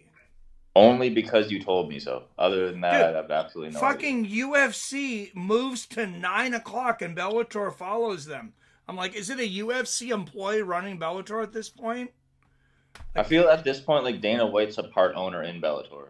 It really seems like it. And now, of course, it's PFL, but yeah, they got to have a spy over there or something. It's just, it's ridiculous. So did they had a Bellator event today, but it was set as a Bellator event, not as a PFL event? Is that right? Yeah, they got their Bellator Championship Series. It might still be going on. I don't know. And did you say there's a PFL event later on this weekend, or did I mishear you? Friday, there's a PFL event. Oh, okay, so like next week. Yeah. Yeah. Okay. Yeah, and there was one yesterday. Right. Gotcha. Yeah. Which I got fucked by one of their stupid judges. Part of the game. Yeah, it's freaking brutal. You did the one before as well, remember? Or at least you thought you did. The main event of the one prior. Oh, yeah, and then, yeah. But I made good money on that one. This one, I actually ended up down about $100 because I had one parlay, and it was Brent Primus and Michael Dufort, and they fucked Dufort. Wait, so you bet against Primus? No, I bet on Primus, and then I bet on Michael Dufort, who's fighting somebody else. Oh, gotcha. Yeah. So Primus won. Yeah, Primus won.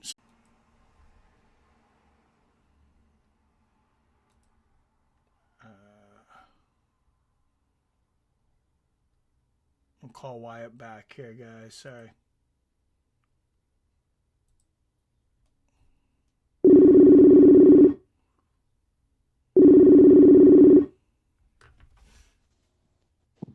What happened there? Hello. I think that was my end. There's something weird with my internet today or something. I don't know why. I thought it was the ESPN Plus earlier, but maybe it's my internet because we got disconnected there. So I don't know. Maybe it's YouTube. First they demonetize you, then they're hacking into your internet. Maybe. I did go off on that CEO guy, Neil Mohan, but so they haven't done anything for you still? They still won't even tell me why I was demonetized. So that's fine. They're going to come in. If nobody's there this weekend at the office where they have their fax number, they're going to come into a fucking floor worth of faxes because I faxed them 320 copies of my appeal. So, did you actually? Yeah, I did. Oh my god! They're gonna take down your channel for like harassment now. I don't know. I'll fucking go to Twitch, dude. We have 0 donations in a fucking 6-hour stream here, anyways. I might as well go to freaking. Prostitute myself with a street sign at this point. It's because we don't have IROC. We don't have Mr. Moneybags in here. I know. What's up, Chef John says, good for you. And now are you actually doing the whole debate thing? Oh, yeah. Dude, how crazy is this? Because think about where we were at like a year ago. When you were like, anybody who said anything political, you would immediately shut down or ask the moderators to like time out. And now you're like I had Trump. I had Trump and Biden as like if you typed it in and hit enter, it wouldn't show it. Like it was a bad word. Okay. Just because I didn't want to, derail the conversation into that. Now I'm just like, hey, they fucking started something. Can you imagine if you're doing it? Like when you're talking about having judges, are you talking about having judges like in a call with you while you listen to it? That's not a bad idea. We should have call-ins through the show. I don't know if we have the same people talking all the time. Because I'm over here thinking that you're gonna have Mr. Kerrigan and of course the Guaminator all talking at the same time. Oh no! I love you both, but I would never. I love them both, but guys, I would never get in a word edgewise. Dude, it has the potential to be the best stream you've ever done and break all your records, or be the worst, and nobody has a clue because we have to like get the right amount of beer in them, get the right amount of everything, and it has to be a perfect mixture, and it could be the absolute bomb. This is true. This is true. Yeah, we could have a huge turnout for it. I don't know. I'm gonna make the thumbnail I think today and get it scheduled so people have a hard time, and at least people will come in to vote on who will win the debate. I think if you get like a really solid turnout, like say you got something crazy for this channel, say you got like 1,000 people in here, right? Yeah. I think your channel would get banned. I think I would take it down. This is possible. But I mean, what a way to go out, right? Hey, we got the alternative of Twitch. I've been playing around, getting my Rumble ready. Getting my Rumble ready. I don't know. I still feel like Rumble's a sketchy option, but Yeah, it's why I haven't spent a lot of time over there yet, because they definitely would be okay with the Biden versus Trump thing. Okay, yeah, They true. are Yeah, very politics they have a lot of political stuff on there. True. You need to get on like the Alex Jones network or something. Oh jeez. Oh, they're taking his company away. Didn't they already do that before? No. The Well, Infowars. yeah. Supposedly they'd bankrupt him, but I think they're making him sell it now. I mean, that guy's life is. You already such a know. You put disaster. me on, Mike. It's gonna be crack-a-lackins. Hell yeah.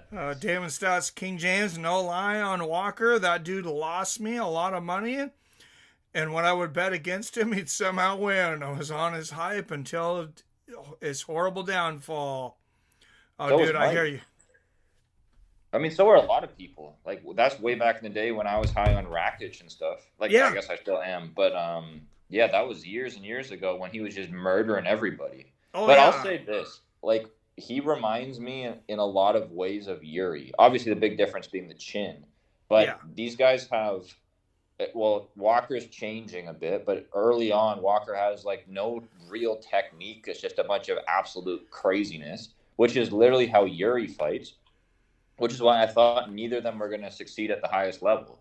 And I mean, Yuri has, which is crazy impressive to me. But that's why I still think Pereira is going to kill him, because one guy's extremely technical and the other guy's a tornado of destruction towards his opponent and himself. Yeah, And I I've been feel like thinking he's about getting that. up there. Are you going to put any money down on Pereira?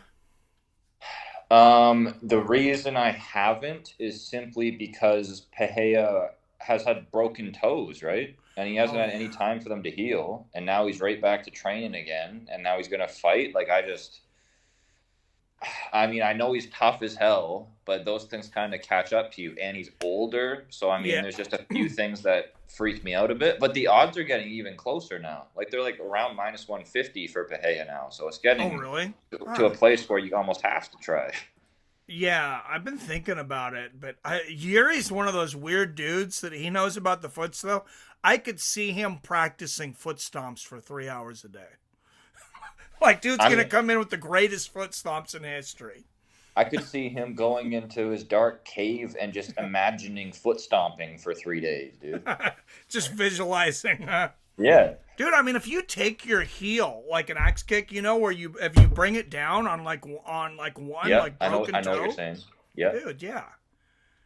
Almost like a reverse, like how you would like kick a football, like the reverse way, pulling Yeah. it down. Yeah. Yeah, and just bring that heel down.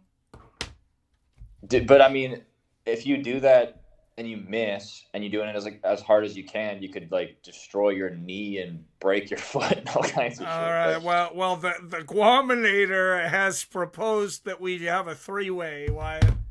I don't know about this. wait, like right now? He says he just wants to call in. Yeah, go for it. Fuck it. All right. Let's bring in Guam. Let's bring in Guam. We're bringing in the whole country.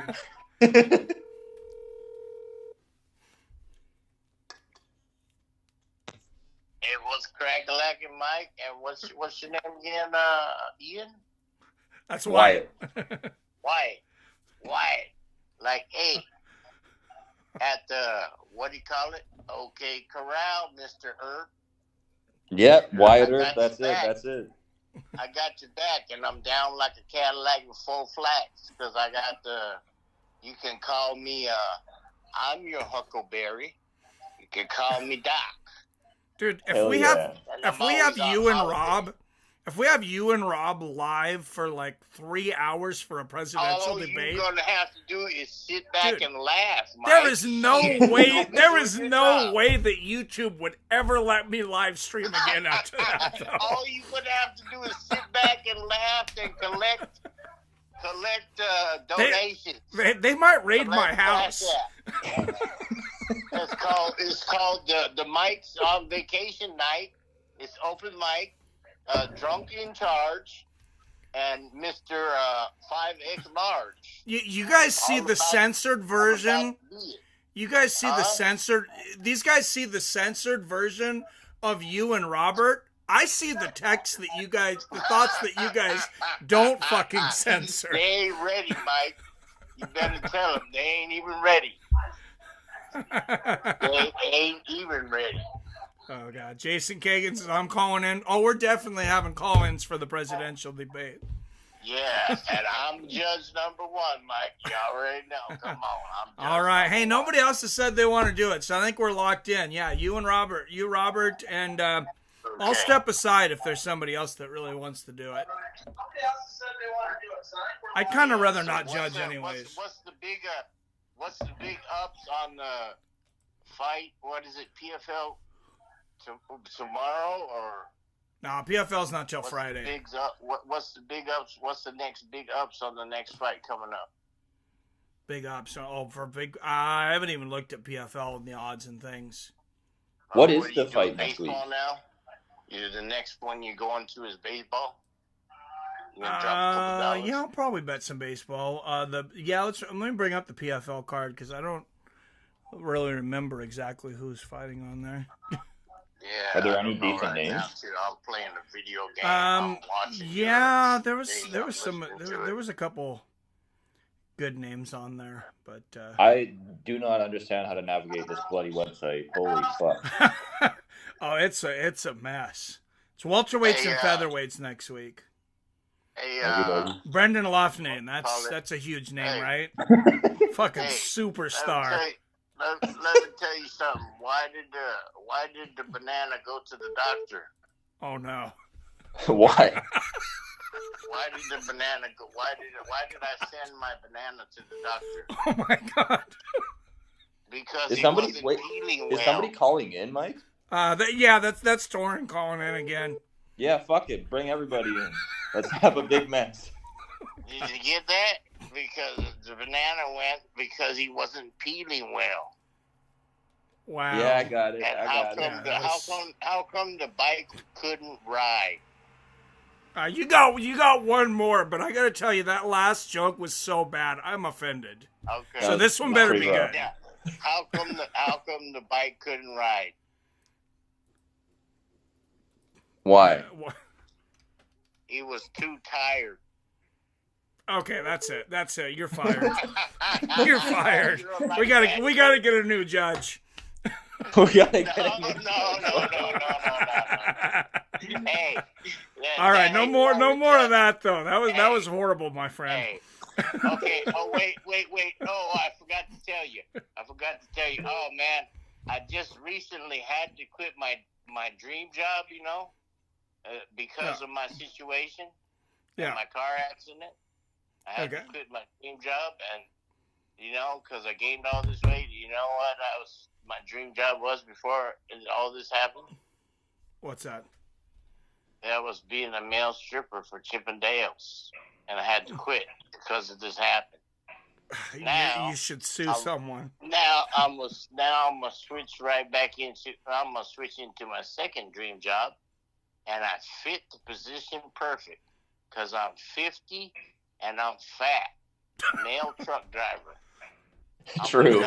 There you go. Perfect fit. Well, we'll get you a big ass flag and a MAGA hat. Off Dude, I don't know, man. Don't give up on your dreams, bro. I'm gonna get Elon to sponsor me and sponsor my truck. There's some pretty sick fucks on OnlyFans. I would not give up on the male stripper. You never know. It's also 2024, so you could be a plus size model. Yeah, that's true. Only for women now. Come on, Mike. Only for women. Oh, then you're not going to make anything on OnlyFans. You think women are paying to see people on OnlyFans? No. Then why would a female pay money to see a nude man online? Why? I don't know. And anyways, with all the Pornhub and all that shit, why are y'all paying for that shit anyways when it's free on Pornhub? All that shit is free. Oh, I don't know. Let's look at a card here. Okay, let's look at the card and let's see where's the money at. Tell me where the money's at, Mike. Let's see if we got some. Let's see. Let's scroll until we see a name we recognize. Hey, you know what? I'm so broke. If that guy that tried to rob you tried to rob me, he would just be practicing, man. All right, we got Adam Borix, 19-2. That's a good. I gotta get off the PFL website though, because they don't even print the first names of their fighters. Like, if nobody knows who your fighters are, you should probably put their first name. Yeah, they got bad management. PFL's got bad management. I think it's called Dana White's their management. Yeah. That sounds more And accurate. you know what? Dana White's so gangster, he's got his hand in everything, like Whitey Bulger. He's like Whitey Ford. That motherfucking big-ass Irish mobster. Oh, yeah. Well, he is from Boston. That was straight snitching on all his enemies. He is from Boston. He was an informant. Did you know that? Whitey I think not until the end, though. Informant, and he was straight snitching on all his enemies.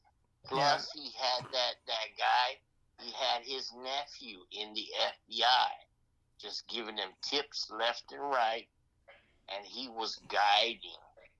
He was navigating, because he had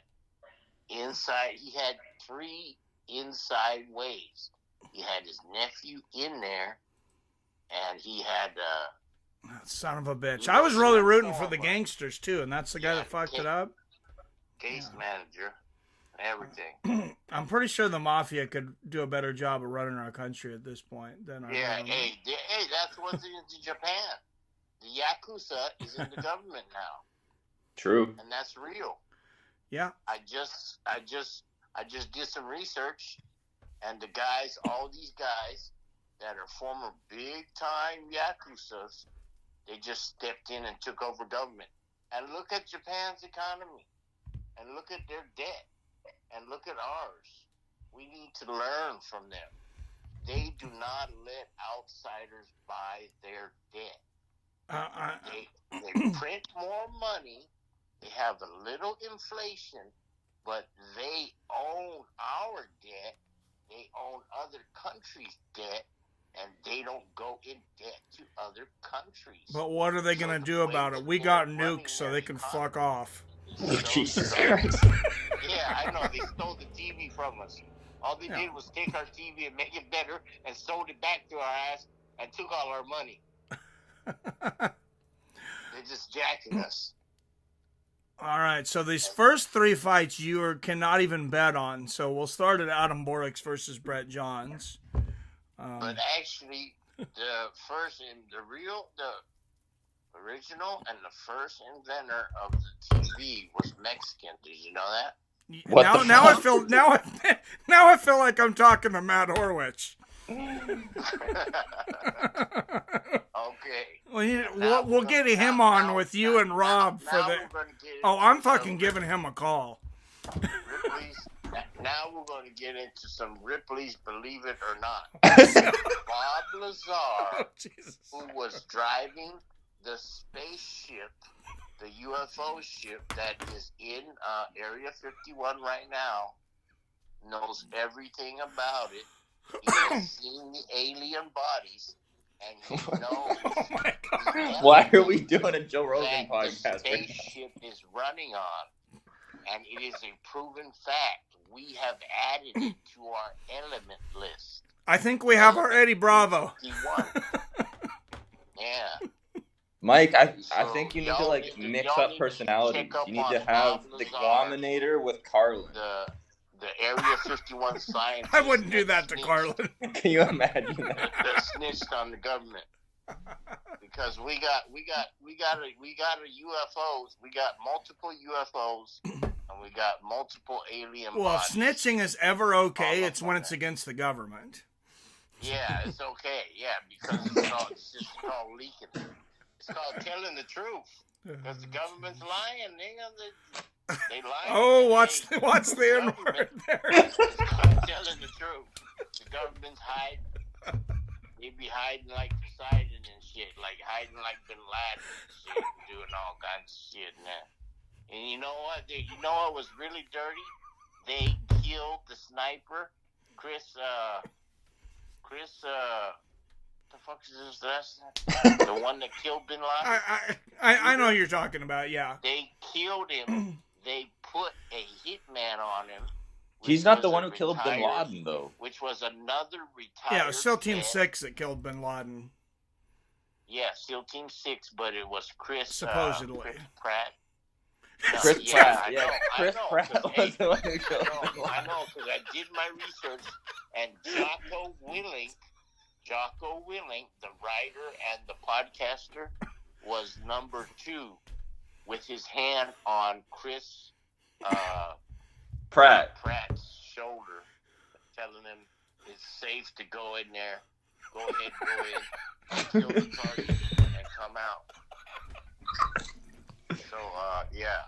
Jocko Willink knows everything because he was on that team, and he was the number 2 man. He was right behind the sniper. He was his spotter. Jocko was on SEAL Team 6. Oh, God. And what you call it? And, hey, he's a badass jiu-jitsu motherfucker. He will tap out 99% of the UFC. Yeah. Jocko Willink will tap them out for real. He jiu-jitsu every day, 6 days a week in the dojo at 5:30 in the morning. Oh, God. Now Robert wants in here. I love how we're like mixing all these different stories together and pretending it's the same person. Chris Pratt is an actor, by the way. No, he's not. He fucking SEAL Team 6, man. That's not his last name. I can't remember his last name, but you can look it up. The sniper that killed Bin Laden. Oh, okay. It's Chris something. Yeah, I know what you're talking about. There was he wrote a book, and then somebody sued his. Yeah, Chris Kyle. His widow. Thank you. Yeah, okay. Gonna make a movie, but they sued him for copyrights violation somehow because it wasn't the government said it hasn't been long enough. These documents are not unclassified yet. And then they put the hitman on him to stop the movie. That crazy guy at the gun range that shot him was another vet that was hired, and he was mentally ill. But this guy is another hitman. He is another sniper from another team. And you see how the CIA and you see how dirty the government does you, you're expendable. I'm going to give up on these fights here and just pull the... Wait, Brian, have you heard of Jesse Ventura? Oh, yeah, the governor. Oh, exactly, yeah, because he has all the things talking about Chris Kyle as well, right? They're all like debating back and forth as to what actually happened. Yeah. Hey, anyway, that motherfucker is huge. Hey, he's got bigger guns than Schwarzenegger. He's also like 80 years old. So is Schwarzenegger. True. He's got 21. No, he's got bigger guns. I'm telling you, his arms.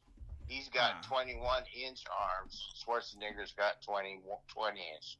And I had 18 and a halves when I was around probably a little bit older than you, White. What are you, 25? 26. 22? 26 when I was 30 or 33. And I was working out every day, 6 days a week in Seattle right after I got off work, right downtown. I just get off the ferry, I walk to work, and then I get off work and I walk straight to the gym and I go rack it up for 2 hours. And that's when I was popping all that hydroxycut. when hydroxycut had crack in it. Oh, hydroxycut was the shit. Yeah, when this shit had crack in it, oh, man. Oh, yeah, these kids don't know. My blood pressure is regularly 180 now, thanks to that shit. That was motherfucking legal crack right there. That was legal speed right there. What you call it? Because I take that, I pop a couple of those, and I slam a fucking 24-ounce monster. And boy, I hit the weight rack, and I tear it up. I told you, I bet the gym manager there, the guy at the desk, I bet him $50. I said, here's a $50 bill right here. Here's my grant that I grant And I guarantee you, you do not have enough weights in this gym for me. The legend of the Guaminator grows. I put everything on the leg sled, all the weights, the 100-pound plates, the 45s, the 35s, the 25s, the 10s. What kind of gym are you at that has a 100-pound plate? You're a strongman? He had to go round up the rest of the plates. He said, I got a few more. So he put it on top of the leg sled because there wasn't no more room on the Are bar. you sure you don't want to just run for president against Trump and Biden? No, you don't want me. I don't want my face out there like that, but I'll be right behind the scenes. I'll be Trump's bodyguard. Robert says we got to bring back the conspiracy talks, Mike. I think we have. Yeah, I'm going to be Trump's bodyguard, and I'm going to be fucking Ivanka a couple times. Well, I will throw one conspiracy out there that might surprise everybody. This is what I believe. What's that? Maybe I've said it before. We didn't kill Osama bin Laden when we said we did. He'd been dead for years. SEAL Team 6. I don't know why SEAL Team 6 was killed right after, but it was pretty shady. It was like the day after. They were all killed. The CIA had hired an actor to play Osama bin Laden in a bunch of those tapes that they put out, but they hired a guy that was way fatter, so it obviously wasn't him. I don't think he'd put out tapes for years. I think he died in a cave of starvation or something, probably 3-4 years before we supposedly couldn't show everybody on the body and had to dump it in the fucking ocean because it would have been disrespectful to show the world that we had Osama bin Laden's body. Like, none of it adds up. I think that the Guaminator is the one who killed bin Laden, and they didn't want to use his photos because his arms didn't fit in the frame. You got footnotes? Oh yeah, dude, it was all it's all on the news. There's tons of videos out there of the CIA operative that was supposedly Osama bin Laden. SEAL Team 6, everybody knows, was killed like the day right after. And you remember everybody was pressuring. Willink is still alive. Jocko Willink wasn't on SEAL Team 6 though. Jocko Willink wasn't one of the ones that killed Osama bin Laden. Yes, he was. He was on Chris Kyle's shoulder. He was his number 2. He was his spotter. He even says that. He professes it on his podcast. Then who was the guy? But Chris Kyle wasn't involved in killing Osama bin Laden. Chris Kyle is the sniper. He murked him. I think you're mixing up stories. I think so too. No. All right, all right. Thank you, Guaminator. We're gonna bring Robert in here though. Okay, all right. Get Robert on. All right, thanks, Guaminator. All right. I'm gonna hop off too, Mike. When's the debate again? Thursday, and I'm moving Tuesday. So we might be happy to be in the casino on the weekend. All right. Money. All right. Some money. All right, later, man. Have a good one. Okay, I'm gonna hop off too. Give Rob some time with you. All right, sounds good. Rob, you still coming in? I'll just give Rob a call here. We started getting more. We got almost nobody, and then we started getting more people. So, what kind of people are we getting in that we got more people with the Guaminator here?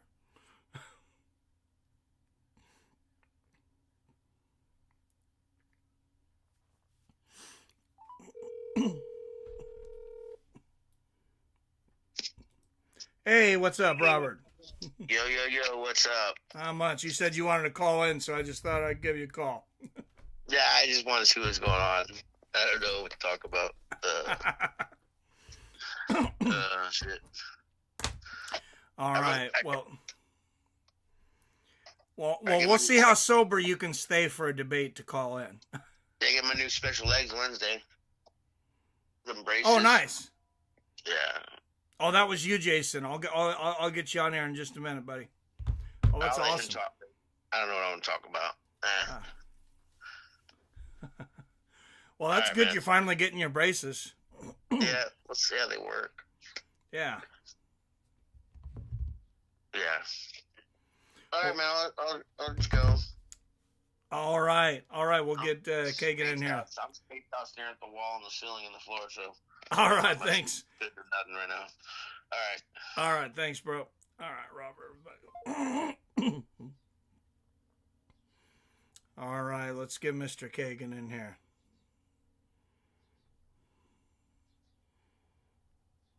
There we are.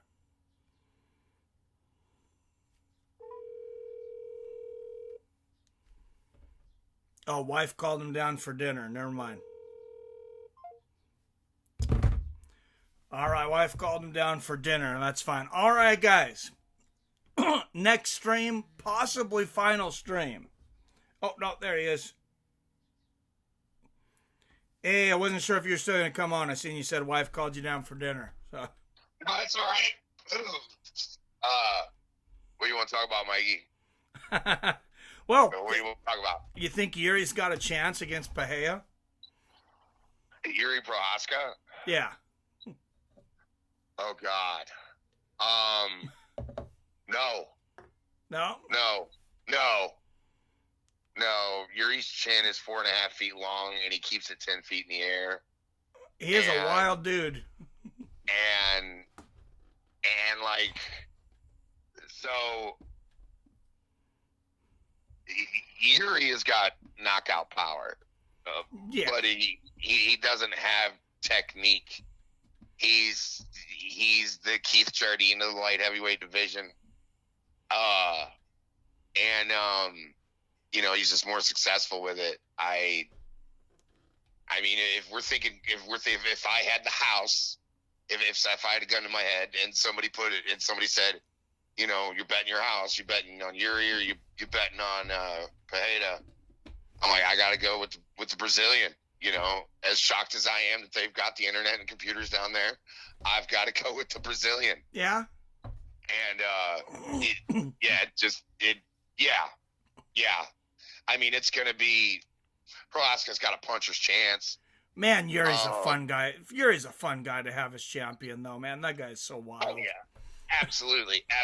But, I mean, did we even get to see Yuri fight Jamal? Did we get to see that? I don't remember seeing that. Did we see that? We didn't see that, did we? Did he fight Hill? I'm trying to think now. There's been so many wild fights.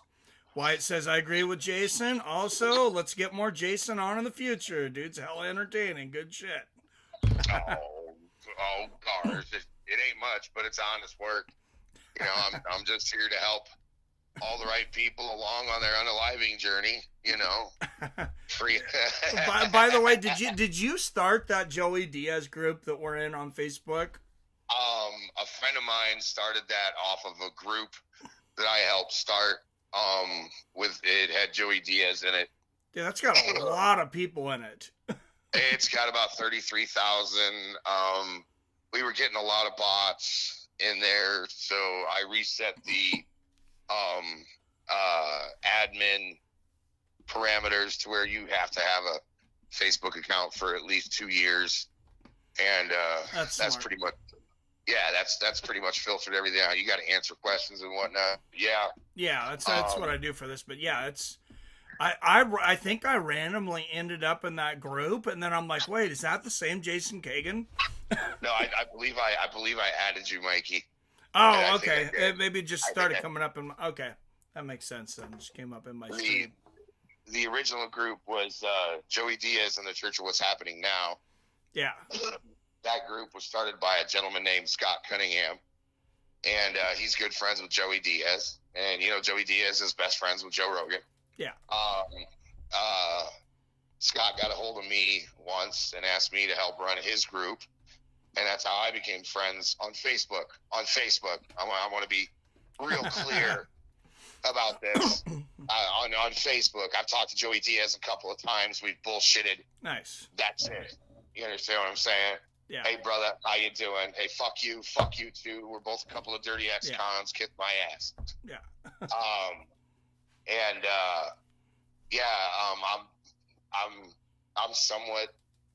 I'm somewhat internet famous amongst like real people. Yeah. I'm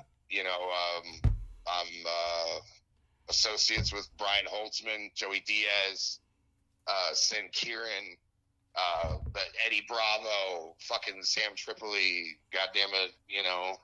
I know these guys through knowing guys. And So stuff we can like get that. Joey Diaz on here?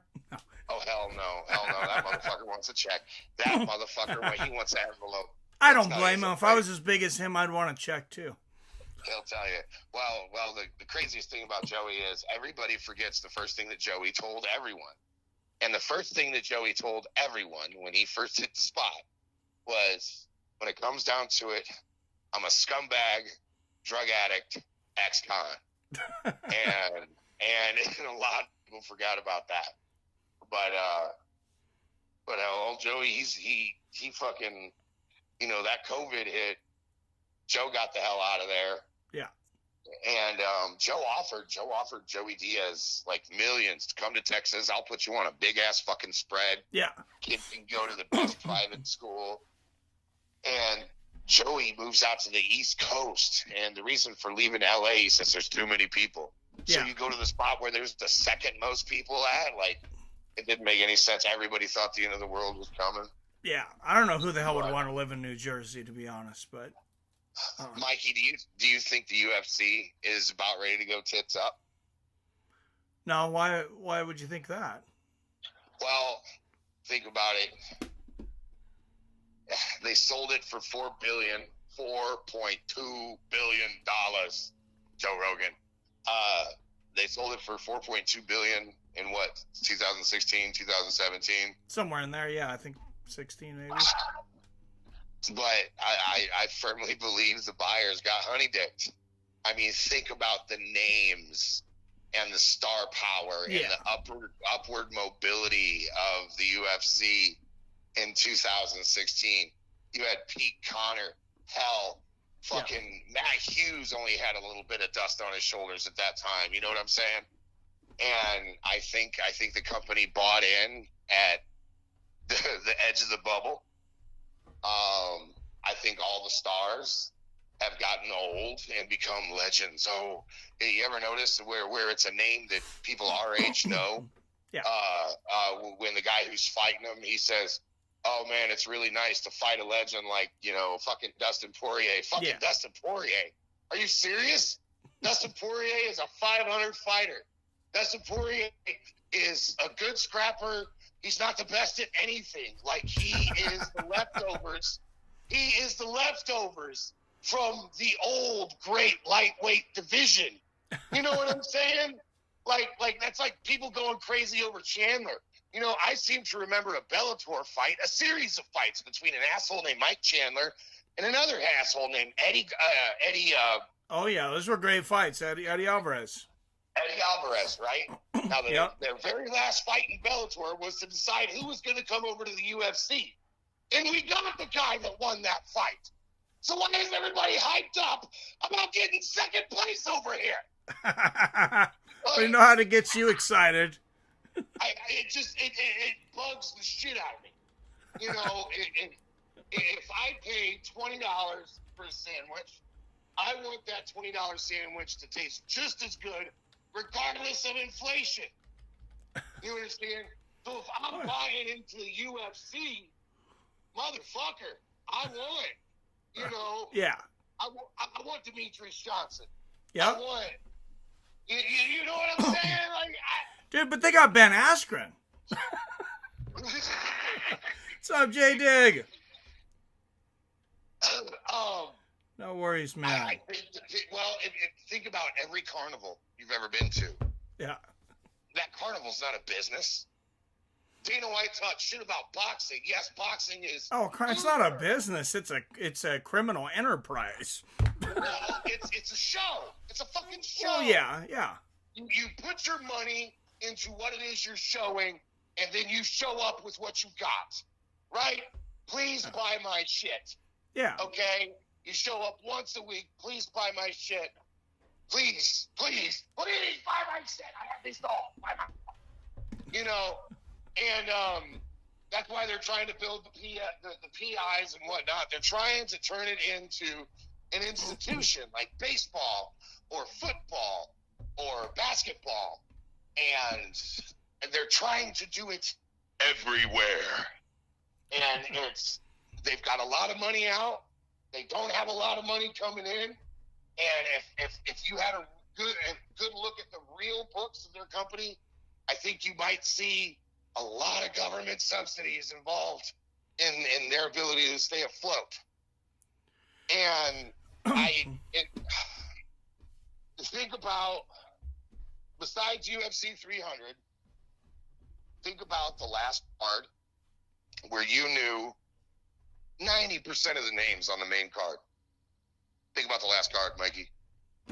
Yeah, and I mean, you probably go back just a few cards for me, but I know some pretty obscure fighters. I got to tell you, last week's card, though, I think I knew 10% of the fighters. Like, maybe a little more, but yeah, it was not a lot.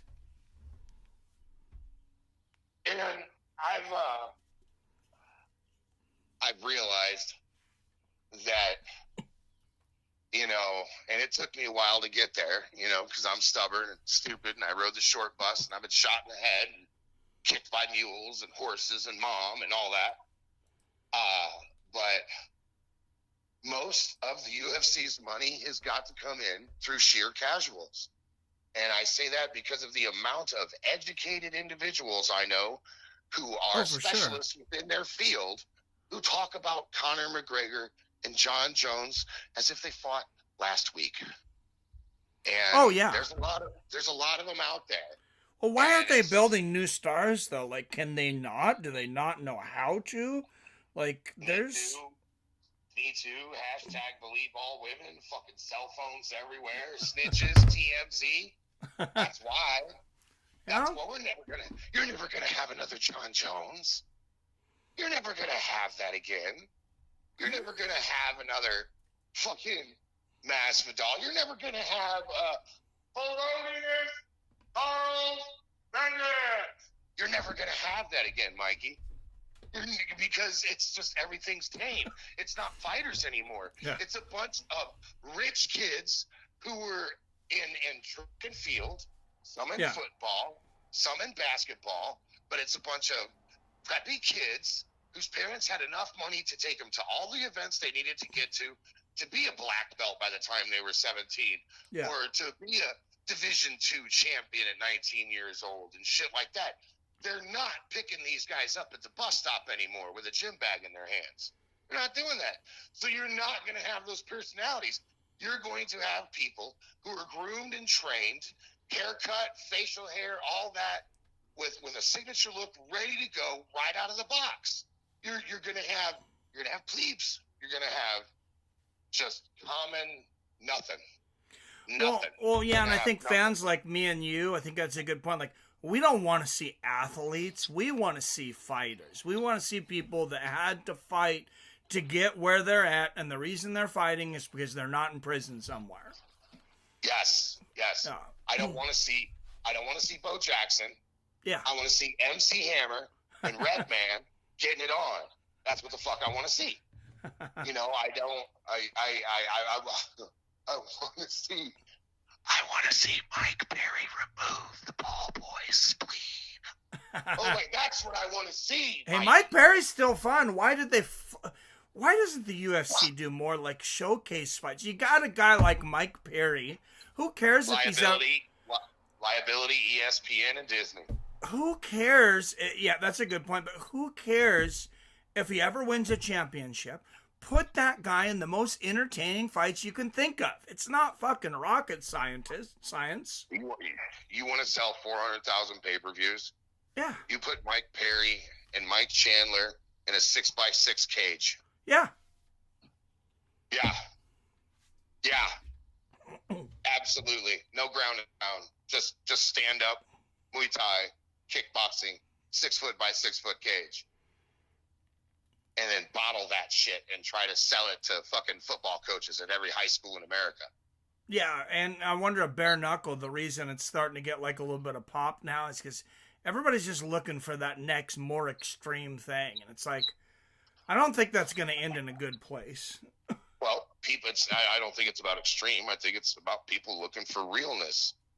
You know, that's why people don't watch news programs. They watch podcasts. Yeah. Yeah, because they want the real news, not what frickin', Pfizer told this guy to say. In every group, in every Facebook group or forum you go to, everybody talks shit about the UFC. Oh, if they had the fighters from ONE FC. Oh, if they had the fighters from PFL or whatever three-letter organization. Yeah. You understand that MMA is full of basically Cubs fans. Everybody that loves an underdog is a true MMA fan. You understand what I'm saying?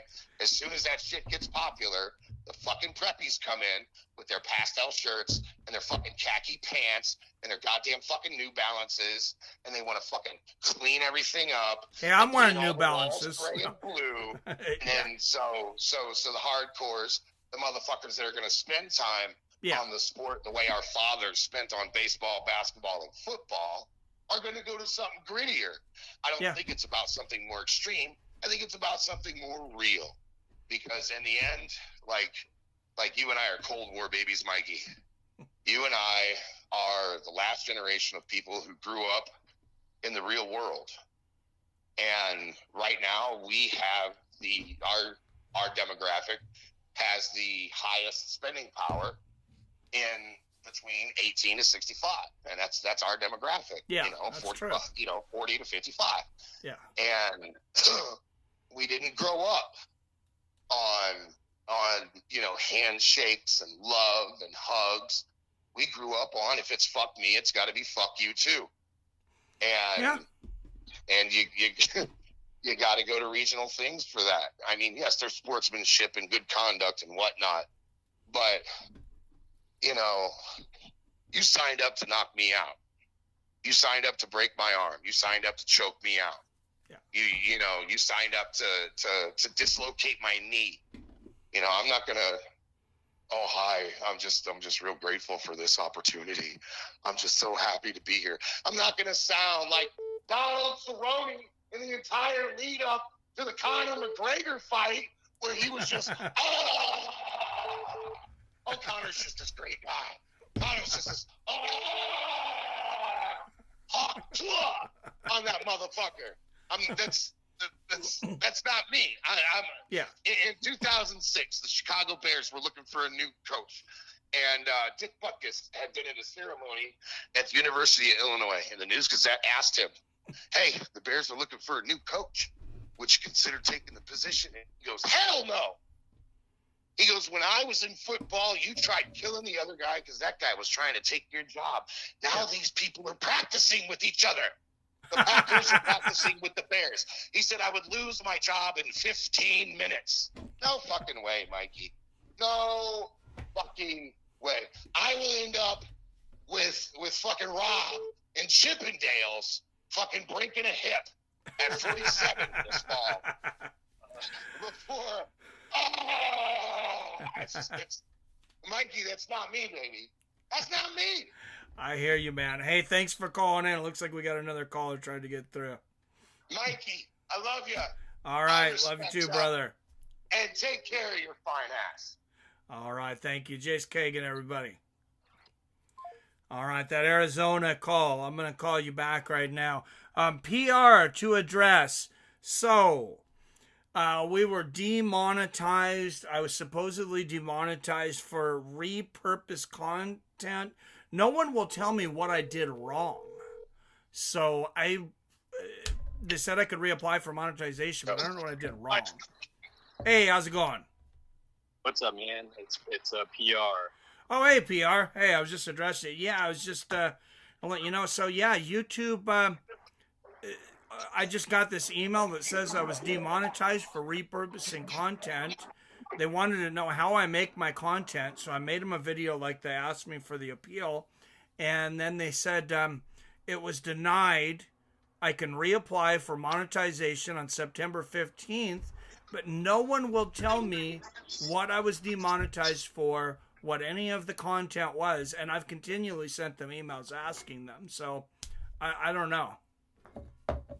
Yeah, I don't know how the YouTube platform works, but that's bullshit, man. I'm trying, maybe I don't know who your bank is, but I have Chase, and then Chase is tied to something called Zelle, which basically is like a direct cash app through the bank. So okay. it lets you